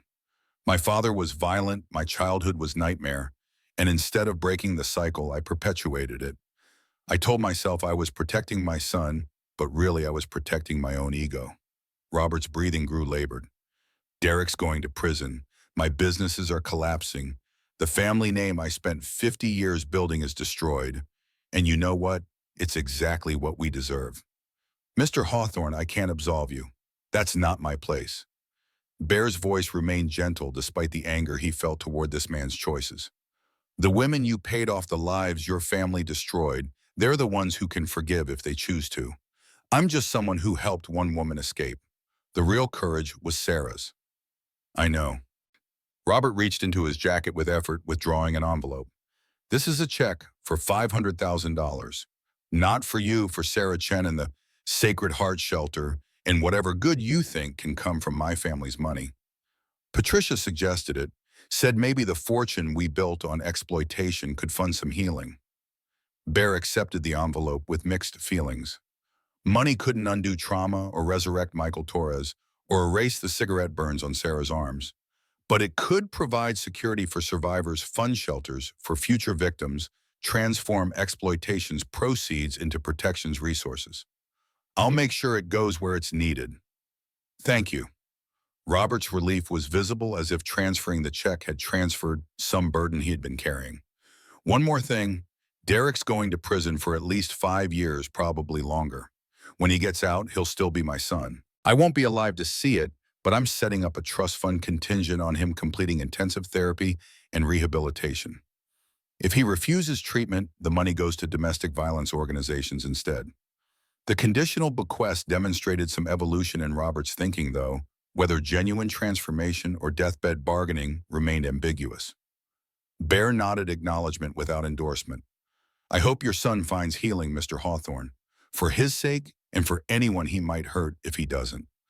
Robert's eyes filled with tears that ran unchecked down his wasted face. I destroyed my son by protecting him from consequences. Maybe prison will give him what I never could, accountability. I hope so. I really hope so. The meeting concluded with Robert's departure, wheelchair humming softly as he navigated back to whatever remained of his fractured family. Lily relaxed slightly once he'd gone, protective tension easing. That was weird. Her assessment captured the encounter's unsettling quality. He seemed genuinely sorry. Maybe he was. Bear considered the complexities of deathbed repentance. People face truth more easily when time runs out. Doesn't excuse what he did, but maybe it's something. Doc checked Bear's vital signs again, apparently satisfied he'd weathered the conversation without cardiac distress. You need rest, actual rest, not the fake rest where you worry about everyone else while ignoring your own health. I'm resting. You're plotting your next move. I can tell. Doc's friendship allowed him to read Bear's patterns accurately. Whatever you're thinking about doing next, stop. You're retired now. Let someone else save the world. Bear smiled despite exhaustion. Someone else is saving the world. Sarah's doing it. Rita's doing it. Patricia did it. I just stood beside them for a minute. The door opened again. Amanda Richardson from Child Protective Services entered carrying flowers and a card. Mr. Sullivan, I'm glad you're awake. I wanted to thank you personally. Your intervention likely saved Nathan Chen's life. Sarah saved Nathan's life by finding the courage to call for help. True, but she called because organizations like yours exist, because people like you show up when local systems fail. Amanda set the flowers on the windowsill. The card is from Sarah and Nathan. They wanted you to know how grateful they are. Bear opened the card with shaking hands. Sarah's handwriting filled the interior, words expressing gratitude and hope and determination to build a life free from violence. Nathan had drawn a picture, crude stick figures that represented his mother, himself, and a large man labeled Bear with a heart on his chest. The drawing undid something in Bear's emotional fortress. Tears he'd been suppressing for 2 days broke through, running hot down his face while Lily held him, and Doc pretended to check monitors to give him privacy for breakdown he'd earned. He's going to be okay. Amanda's professional assessment carried certainty. Sarah's getting therapy. Nathan's in counseling. They're both healing. You gave them the chance to heal, Mr. Sullivan. That matters more than you probably realize. After Amanda left the room, settled into comfortable quiet, Brotherhood members departed gradually, promising to visit again tomorrow, heading back to their own lives and families, and the futures they decided to pursue instead of endless road missions. Preacher stopped at the doorway before leaving. Bear, I've been thinking about what you said about finding faith through helping people instead of finding it in church. I'm going back to chaplaincy, hospice work, helping people die with dignity instead of helping them live with violence. Seems like a good way to spend whatever time I have left. That sounds perfect for you. Yeah, it does. Preacher smiled, expression carrying peace Bear rarely saw there. Thank you for showing me how to redirect faith. That was a gift. Tommy lingered after Preacher departed. My ex-wife called. She wants to meet next week, discuss visitation schedule. Says she was impressed by what we did in Copper Ridge, thinks maybe I've changed enough to be trusted around the kids. That's great, Tommy. It is, and it's because of you, because you showed me that helping strangers mattered, but helping family matters more. Tommy's voice thickened. I'm done with the road, Bear. Time to be a father. But I wanted you to know these 20 years riding with you changed my life, made me believe good men still existed. The farewell felt premature but necessary. They were all moving forward into different futures, leaving behind the identities they'd constructed from grief and purpose in leather vests worn thin by desert wind. By evening, only Lily remained. She'd sent Tom home to rest, promising to call if Bear's condition changed. Now she sat beside his bed in gathering darkness, holding his hand, while machines beeped their reassuring rhythms. Dad, I need to tell you something. I'm listening. When I heard you'd collapsed when Doc called saying you might not make it, I was furious. Furious at you for being so reckless with your life. Furious at myself for not insisting harder that you stop. Lily's voice wavered. But then Tom reminded me why you do this work. Reminded me that Mom's death broke something in you, and helping people was how you glued yourself back together. Bear squeezed her hand gently. I forgive you, Dad, for all the missed birthdays and school events and times you chose strangers over family. I forgive you because I finally understand you weren't running from me. You were running toward Mom's memory, trying to honor her by being the person she believed you could be. Lily, I'm so sorry for everything I missed, everything I prioritized wrong. You deserve better. I got exactly the father I needed. Lily leaned forward, kissing his forehead.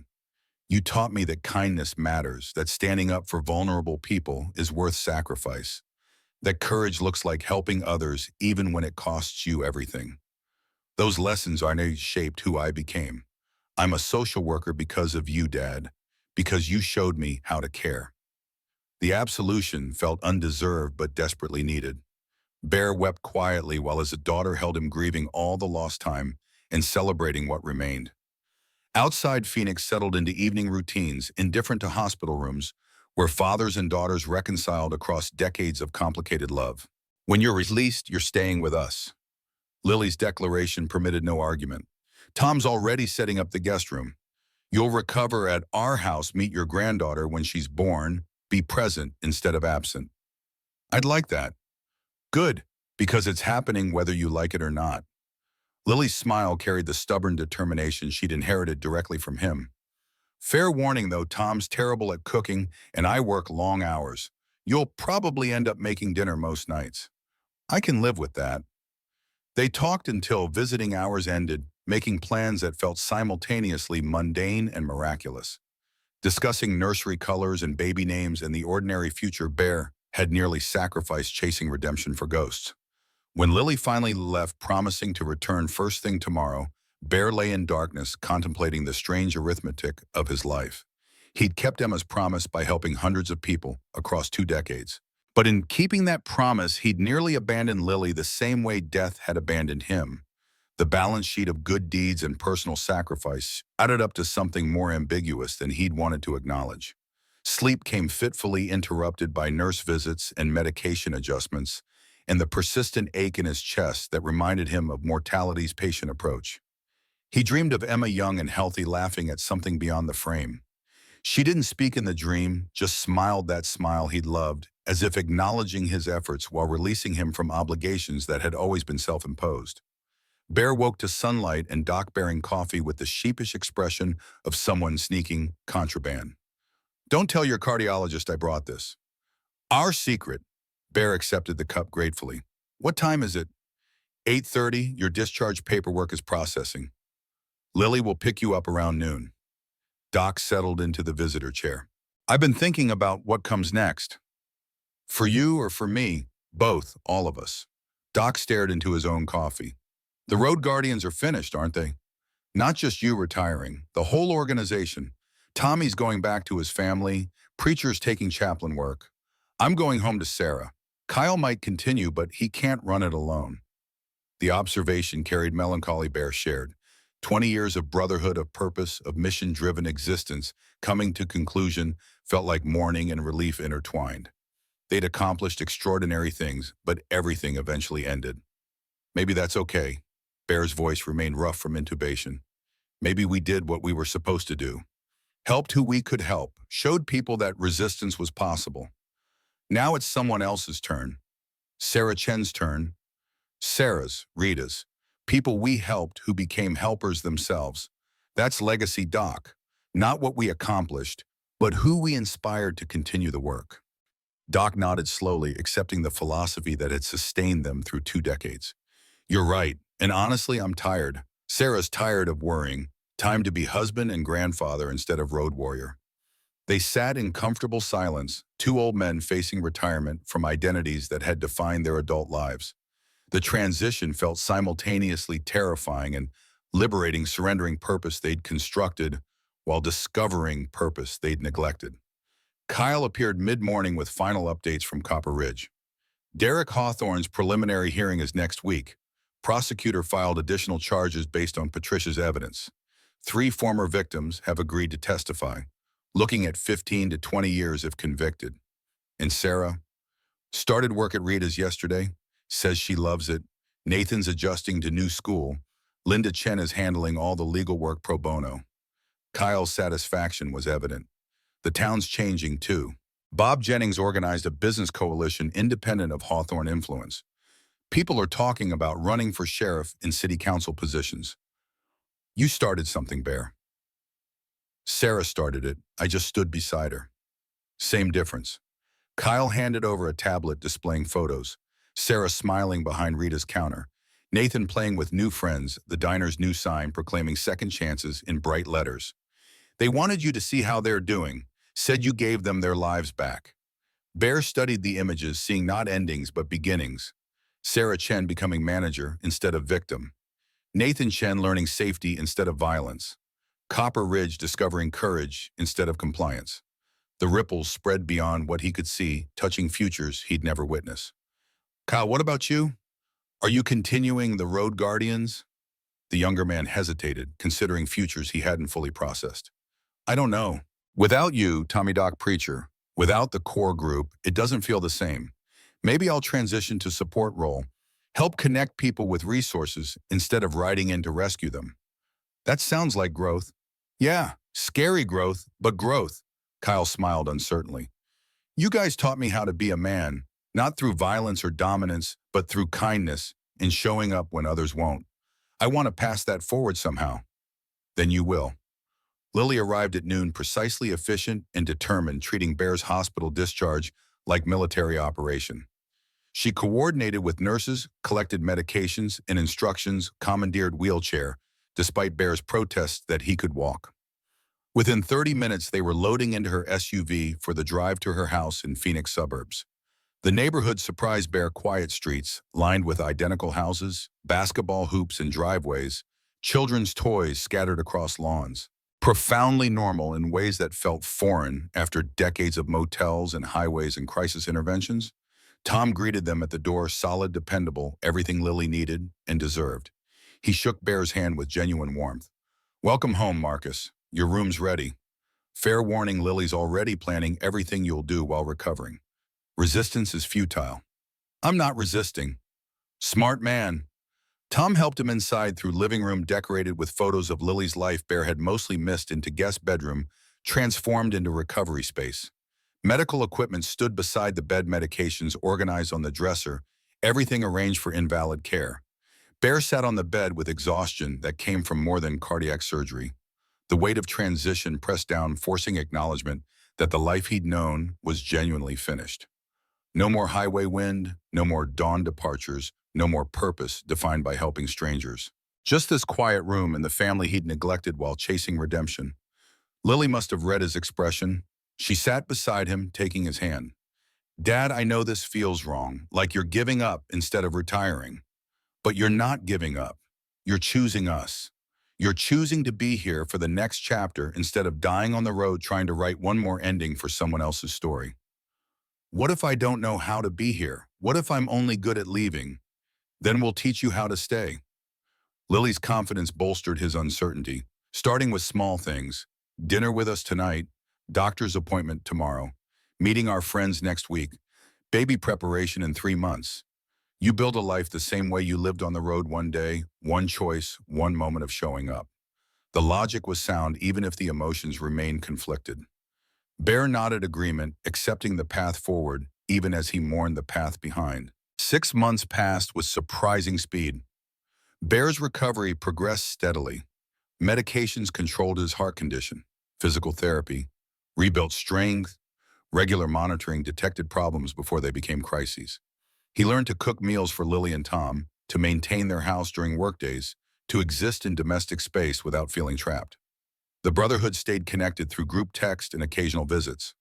Doc sent photos of grandchildren, Tommy shared custody agreements and soccer games with his kids.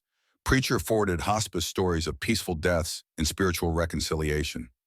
They'd all transitioned successfully into new identities, finding purpose beyond the road. Sarah Chen called monthly with updates that charted her own transformation. She completed her GED, enrolled in community college, started studying social work. Nathan thrived in school, his black eye fading into memory, replaced by normal childhood experiences. Derek remained incarcerated awaiting trial, his lawyer negotiating plea deals that would keep him imprisoned well into his 40s. Robert Hawthorne died 4 months after Bear's hospitalization. The funeral drew surprisingly few mourners. Most of Copper Ridge stayed away, unwilling to honor a man whose legacy was corruption and enablement. Patricia attended wheelchair-bound but alive despite medical predictions, determined to outlive her brother long enough to testify against Derek if trial proceeded. Bear received invitation to the funeral but declined sending flowers instead, with a card that read simply, "May you find the peace you couldn't find in life." Forgiveness remained complicated, but vengeance felt unnecessary. Robert had paid for his choices by watching his empire collapse and his son imprisoned. Death was consequence enough. Lily's pregnancy progressed with textbook precision. Bear attended every doctor appointment she'd allow, watching sonograms that revealed his granddaughter's development, helping prepare the nursery, reading parenting books that made him realize how much he'd missed during Lily's childhood. The baby arrived on a Tuesday morning in February, Emma Rose Sullivan Chen, named for the grandmother she'd never meet. Bear held her minutes after birth, this tiny human who represented futures he'd almost sacrificed, feeling emotions too large for language. She had Emma's eyes, green and bright and full of promise. Lily watched from the hospital bed, exhausted and radiant. "She's perfect." "She is." Bear couldn't stop staring at his granddaughter's face, couldn't process the magnitude of almost missing this because of cardiac arrest in a church basement. 2 states away, Tom took photos documenting the moment with paternal pride and relief that the birth had gone smoothly. Lily reached for Bear's hand, squeezing gently. "Dad, thank you for being here, for choosing to stay. Thank you for giving me someone worth staying for." Emma Rose yawned, tiny mouth opening wide, then settled back into sleep with the absolute trust infants possessed.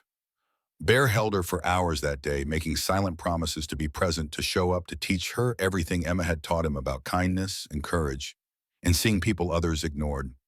1 year after Copper Ridge, Bear stood in Lily's backyard during Emma Rose's first birthday party. The yard filled with friends and family, children, chasing bubbles, adults, managing chaos with practiced efficiency. Doc and Sarah had driven down from Tucson, bringing their grandchildren. Tommy came with his ex-wife and kids, relationships still rebuilding but functional.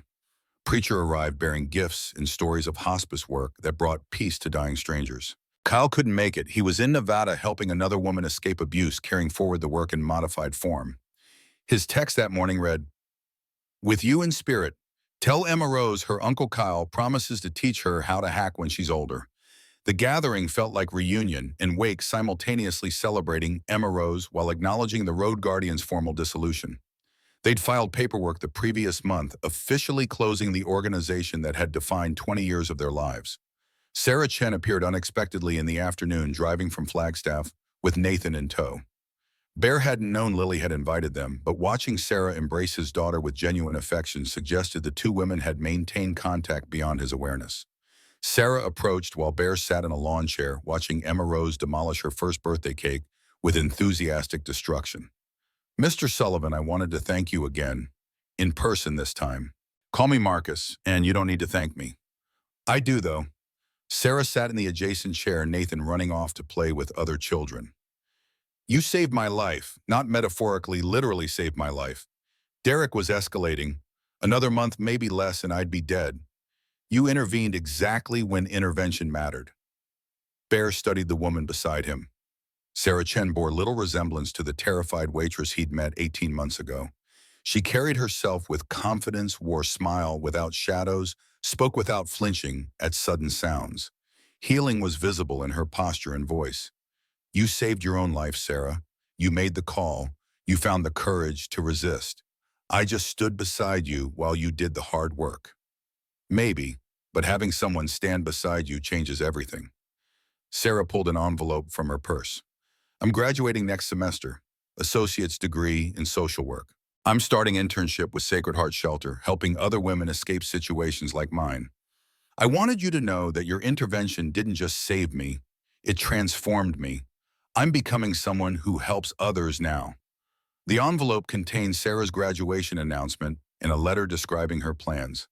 Bear read it with pride that felt paternal, seeing cycle complete victim, becoming survivor, becoming advocate.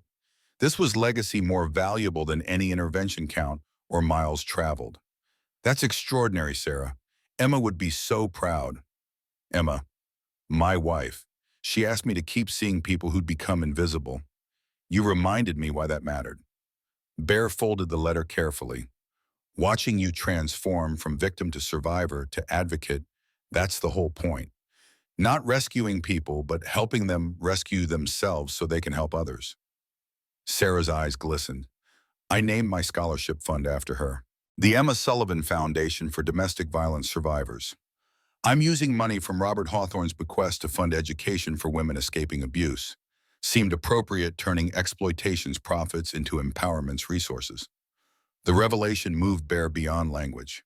He'd carried Emma's memory for 17 years, had built identity around honoring her final wishes, had nearly died trying to keep promises she'd never explicitly demanded. But Sarah had created something tangible, something that would outlive them all, turning Bear's wife into symbol of hope for women Emma would never meet. That's perfect. She'd love that. They sat in comfortable silence, watching children play and adults laugh and life unfold with the messy beauty of ordinary moments. Emma Rose toddled toward Bear on unsteady legs, cake frosting, decorating her face and hands.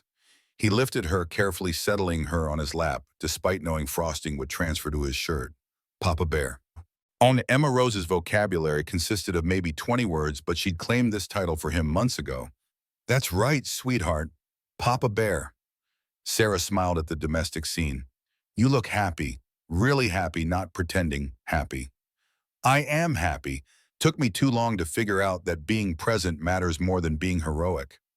Bear kissed his granddaughter's frosting-covered forehead. But I'm glad I figured it out before it was too late.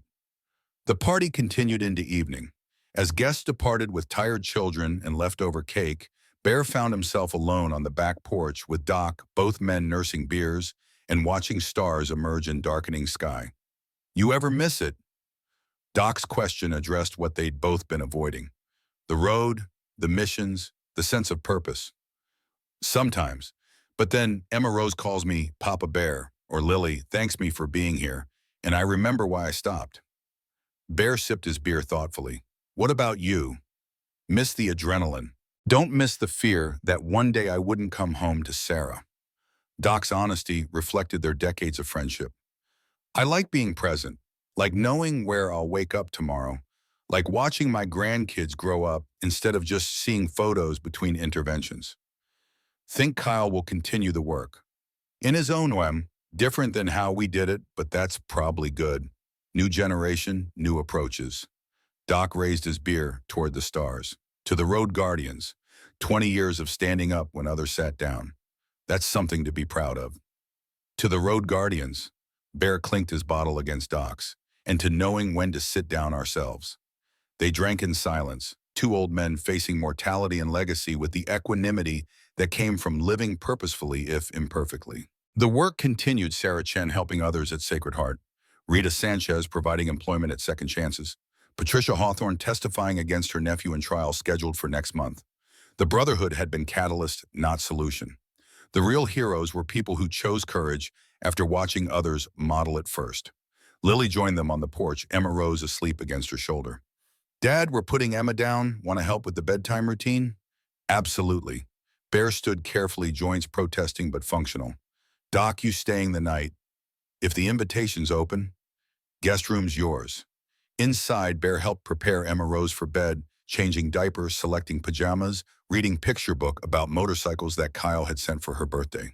His granddaughter fell asleep mid-story, exhausted from celebration and cake, and being the center of attention. Bear stood over her crib for several minutes, watching her breathe, counting blessings he'd almost sacrificed. He thought about Emma, about the promise he'd made and kept and finally released. He thought about Sarah Chen and Derek Hawthorne and all the people whose lives had intersected with his. He thought about legacy and meaning and the difference between dying for something and living for someone. Emma Rose stirred in her sleep, small hand reaching toward nothing. Bear gently took it, feeling her tiny fingers curl around his thumb with instinctive trust. This was enough. This moment, this connection, this presence, it was enough. The next morning, Bear woke early from habit that decades couldn't erase. He made coffee, started breakfast, moved through domestic routines that had become comfortable instead of confining. Through the kitchen window, he watched sunrise paint Phoenix in shades of amber and gold, familiar desert light that had accompanied so many departures and now illuminated staying. His phone buzzed. Tommy. Morning, old man. Just wanted to say yesterday was perfect. Emma Rose is lucky to have you as Papa Bear. I'm the lucky one. Yeah, you are. Hey, I've been thinking we should do reunion rides. Not interventions, just the brotherhood getting together, taking weekend trips, staying connected. What do you think? The suggestion appealed to something Bear hadn't fully acknowledged. Missing his brothers, missing the road in doses that didn't require his heart's sacrifice. I think that sounds perfect. Plan it, and I'm in. Lily appeared in the kitchen, Emma Rose on her hip, both of them disheveled from sleep. Is that coffee? Fresh pot, help yourself. She poured while Emma Rose reached for Bear, wanting transfer from mother to grandfather. He accepted his granddaughter carefully, settling her on his hip in mirror of Lily's position. 3 generations in morning sunlight, building ordinary moments into extraordinary connection. Dad, I've been thinking about Mom. Lily's statement carried weight beyond casual reminiscence. About what she asked you to do, about how you honored that by helping people. She asked me to keep seeing people who'd become invisible. I know, and you did. You spent 20 years making sure people like Sarah Chen didn't disappear into abuse and silence. Lily's voice thickened. But Dad, you were seeing them so intently that you stopped seeing yourself. Stopped seeing me. Almost stopped seeing life beyond mission work. The observation landed with force of truth Bear had been avoiding. I know. I'm sorry. I'm not trying to make you feel guilty. I'm trying to thank you. Lily set down her coffee, meeting his eyes with Emma's green intensity. Because watching you learn to be present, watching you choose family over mission, watching you finally see yourself as worth more than just the help you provide, that's been extraordinary. You're teaching me how to balance caring for others with caring for myself. That's a different kind of legacy. Emma Rose chose that moment to grab Bear's nose, laughing at her own toddler comedy. The interruption dissolved serious conversation into playfulness, but Lily's words resonated through the day and into weeks that followed. Bear started volunteering at local domestic violence shelter, not field intervention, but administrative support, fundraising board membership, using experience without sacrificing health, contributing wisdom without requiring martyrdom, finding ways to honor Emma's memory that didn't demand his destruction. He taught Emma Rose to recognize motorcycles by sound, explaining the difference between Harley's rumble and Indian's growl. Too young to understand, she listened anyway, absorbing grandfather's passion for machines that represented freedom and purpose, and decades of choices, both beautiful and broken. Patricia Hawthorne died 3 weeks before Derek's trial cancer, finally claiming victory in its patient war. She'd lived long enough to provide video testimony, sealing Derek's conviction with family betrayal that carried more weight than any outside witness. Her funeral drew larger attendance than Robert's people, honoring the courage it took to break family omerta, even at life's end. Derek Hawthorne received 18 years for multiple counts of assault, battery, child abuse, and witness intimidation. The judge's sentencing statement referenced Patricia's testimony, Michael Torres's death, and the systematic pattern of violence enabled by family wealth. Derek maintained innocence throughout, blaming everyone except himself, the abuser's final refuge, when accountability arrived. Bear attended the sentencing hearing with Sarah sitting in courtroom's back row, while justice moved through its slow machinery. Watching Derek led away in chains felt less triumphant than somber. A life wasted, families destroyed, decades of damage that prison time could never fully repair. Victory existed in Sarah's survival and Nathan's safety, not in Derek's punishment. After the hearing, Sarah turned to Bear in courthouse hallway. It's really over. He can't hurt me anymore. No, he can't. Thank you for everything, for seeing me when I'd become invisible, for standing beside me when standing up felt impossible, for teaching me that courage is contagious. Sarah's expression held peace Bear rarely saw in trauma survivors. I'm going to spend the rest of my life making sure other women know they're not invisible either. They embraced in courthouse hallways survivor and guardian, acknowledging shared journey toward healing and justice. Then Sarah departed to rebuild her life, and Bear returned to Phoenix and family, and the quieter purposes that sustained him now. 2 years after Copper Ridge, Bear sat on his back porch watching Emma Rose chase butterflies through Lily's garden.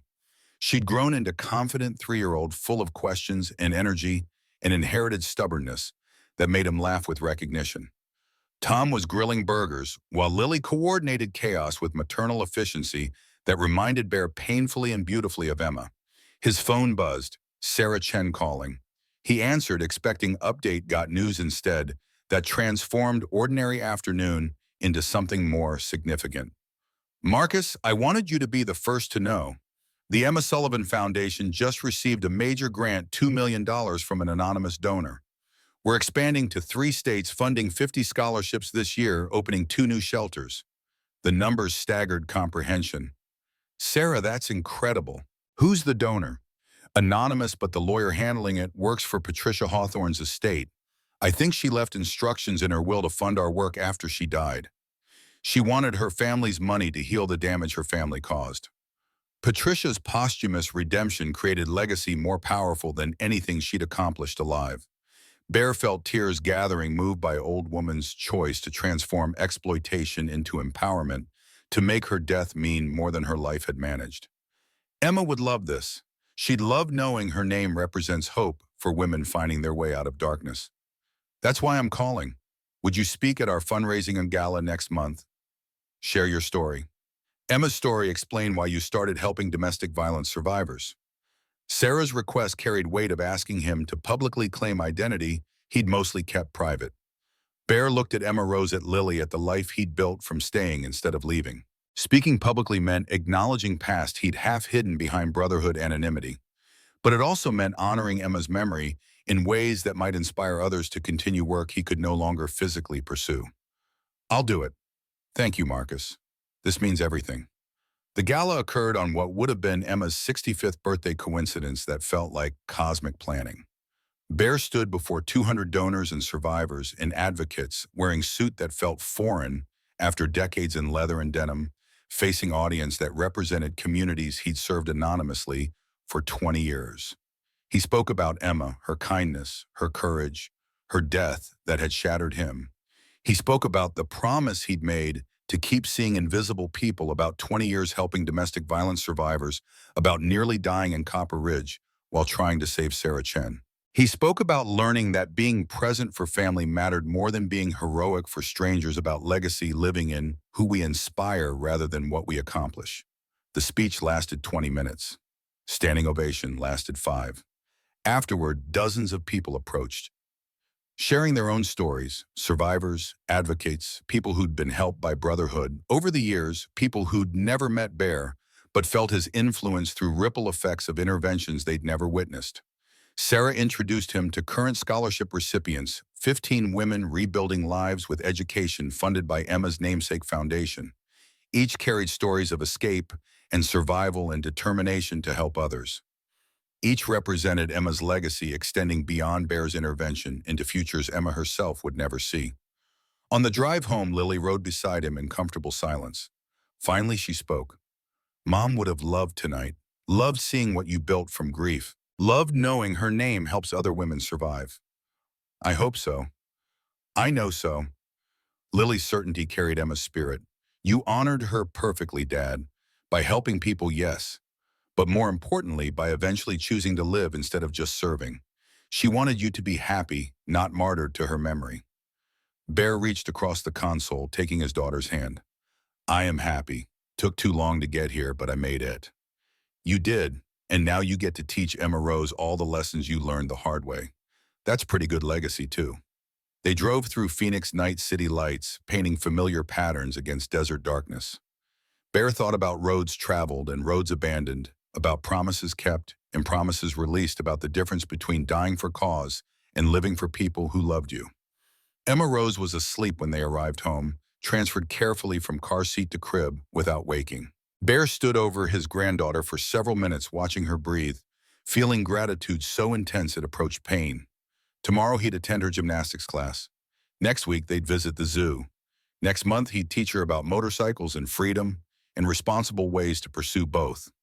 Years stretched ahead, ordinary days of domestic routine that felt miraculous after nearly dying in pursuit of extraordinary purpose. This was enough. This presence, this connection, this choice to stay and witness rather than leave and intervene. The work continued through Sarah and Rita and all the survivors becoming advocates. His part had been catalyst. Their parts were sustaining transformation. That was how change worked, not through individual heroes, but through courage, proving contagious, inspiring others to stand when standing felt impossible. Bear returned to the back porch, settling into chair, worn comfortable by 2 years of evening reflections. Stars emerged overhead, mapping cosmos indifferent to human drama and meaning. Somewhere Sarah Chen was helping another woman escape. Somewhere Rita Sanchez was offering employment and second chances. Somewhere Derek Hawthorne was learning whether people could actually change or just learn to hide what they were. And here in this suburban backyard where motorcycles sat gathering dust beside the garage, Bear Sullivan was learning to measure success in moments instead of missions. Emma Rose's laughter, Lily's gratitude, Doc's friendship, Tom's acceptance, the quiet satisfaction of being present instead of perpetually departing. His phone buzzed one final time. Unknown number. Bear almost ignored it, then answered from habit. Mr. Sullivan, my name is Jennifer Martinez. I'm calling from Albuquerque. A friend told me about the Road Guardians, about how you help women who can't help themselves. My sister's in trouble, and I don't know where else to turn. The familiar request activated 20 years of muscle memory. Bear opened his mouth to say yes to promise intervention to planned departure. Then he stopped, looked through the window at Lily cleaning up dinner, heard Emma Rose crying softly from a dream, felt his heart beating irregular warning against stress he could no longer sustain. Jennifer, I'm retired, but let me connect you with someone who can help. He pulled up Sarah Chen's number, texted her the situation, received immediate response, promising to call Jennifer within minutes. Sarah Chen at the Emma Sullivan Foundation. She's in Flagstaff but has resources throughout the Southwest. She'll coordinate with local shelters, legal advocates, everything you need. She's better at this than I ever was. Thank you. Really, thank you so much. Thanks, Sarah. She's the hero in this story. The call ended. Bear sat in darkness, processing the first time he'd declined an intervention request in 2 decades. It felt wrong and right, simultaneously abandoning mission versus choosing family, shirking duty versus acknowledging limits. Lily appeared in the doorway. Was that another call for help? Yeah, I sent them to Sarah. How does that feel? Bear considered the question honestly. Like closure, like passing torch instead of burning out, holding it. He looked at his daughter, like choosing to be her father instead of everyone's hero. Good. Lily settled beside him, her head resting on his shoulder, in gesture that carried childhood trust forward into adult relationship. Because Emma Rose needs her Papa Bear, and I need my dad. They sat together watching stars wheel overhead, marking time through cosmic indifference to human struggle and human triumph. Inside, Emma Rose slept peacefully. Tomorrow would bring gymnastics and grocery shopping and all the ordinary moments that built lives worth living. This was Bear's legacy now, not miles traveled or people saved, but presence offered and family cherished, and the quiet courage of choosing to stay when leaving had always been easier. Sarah Chen would help Jennifer Martinez's sister. Other advocates would continue intervening. The work persisted through people brave enough to stand when standing mattered. And Bear Sullivan would be Papa Bear, teaching his granddaughter about kindness and courage and seeing people others overlooked, preparing her to carry forward lessons learned through pain and redemption and 20 years searching for meaning on American highways. The road went on, but Bear had finally come home.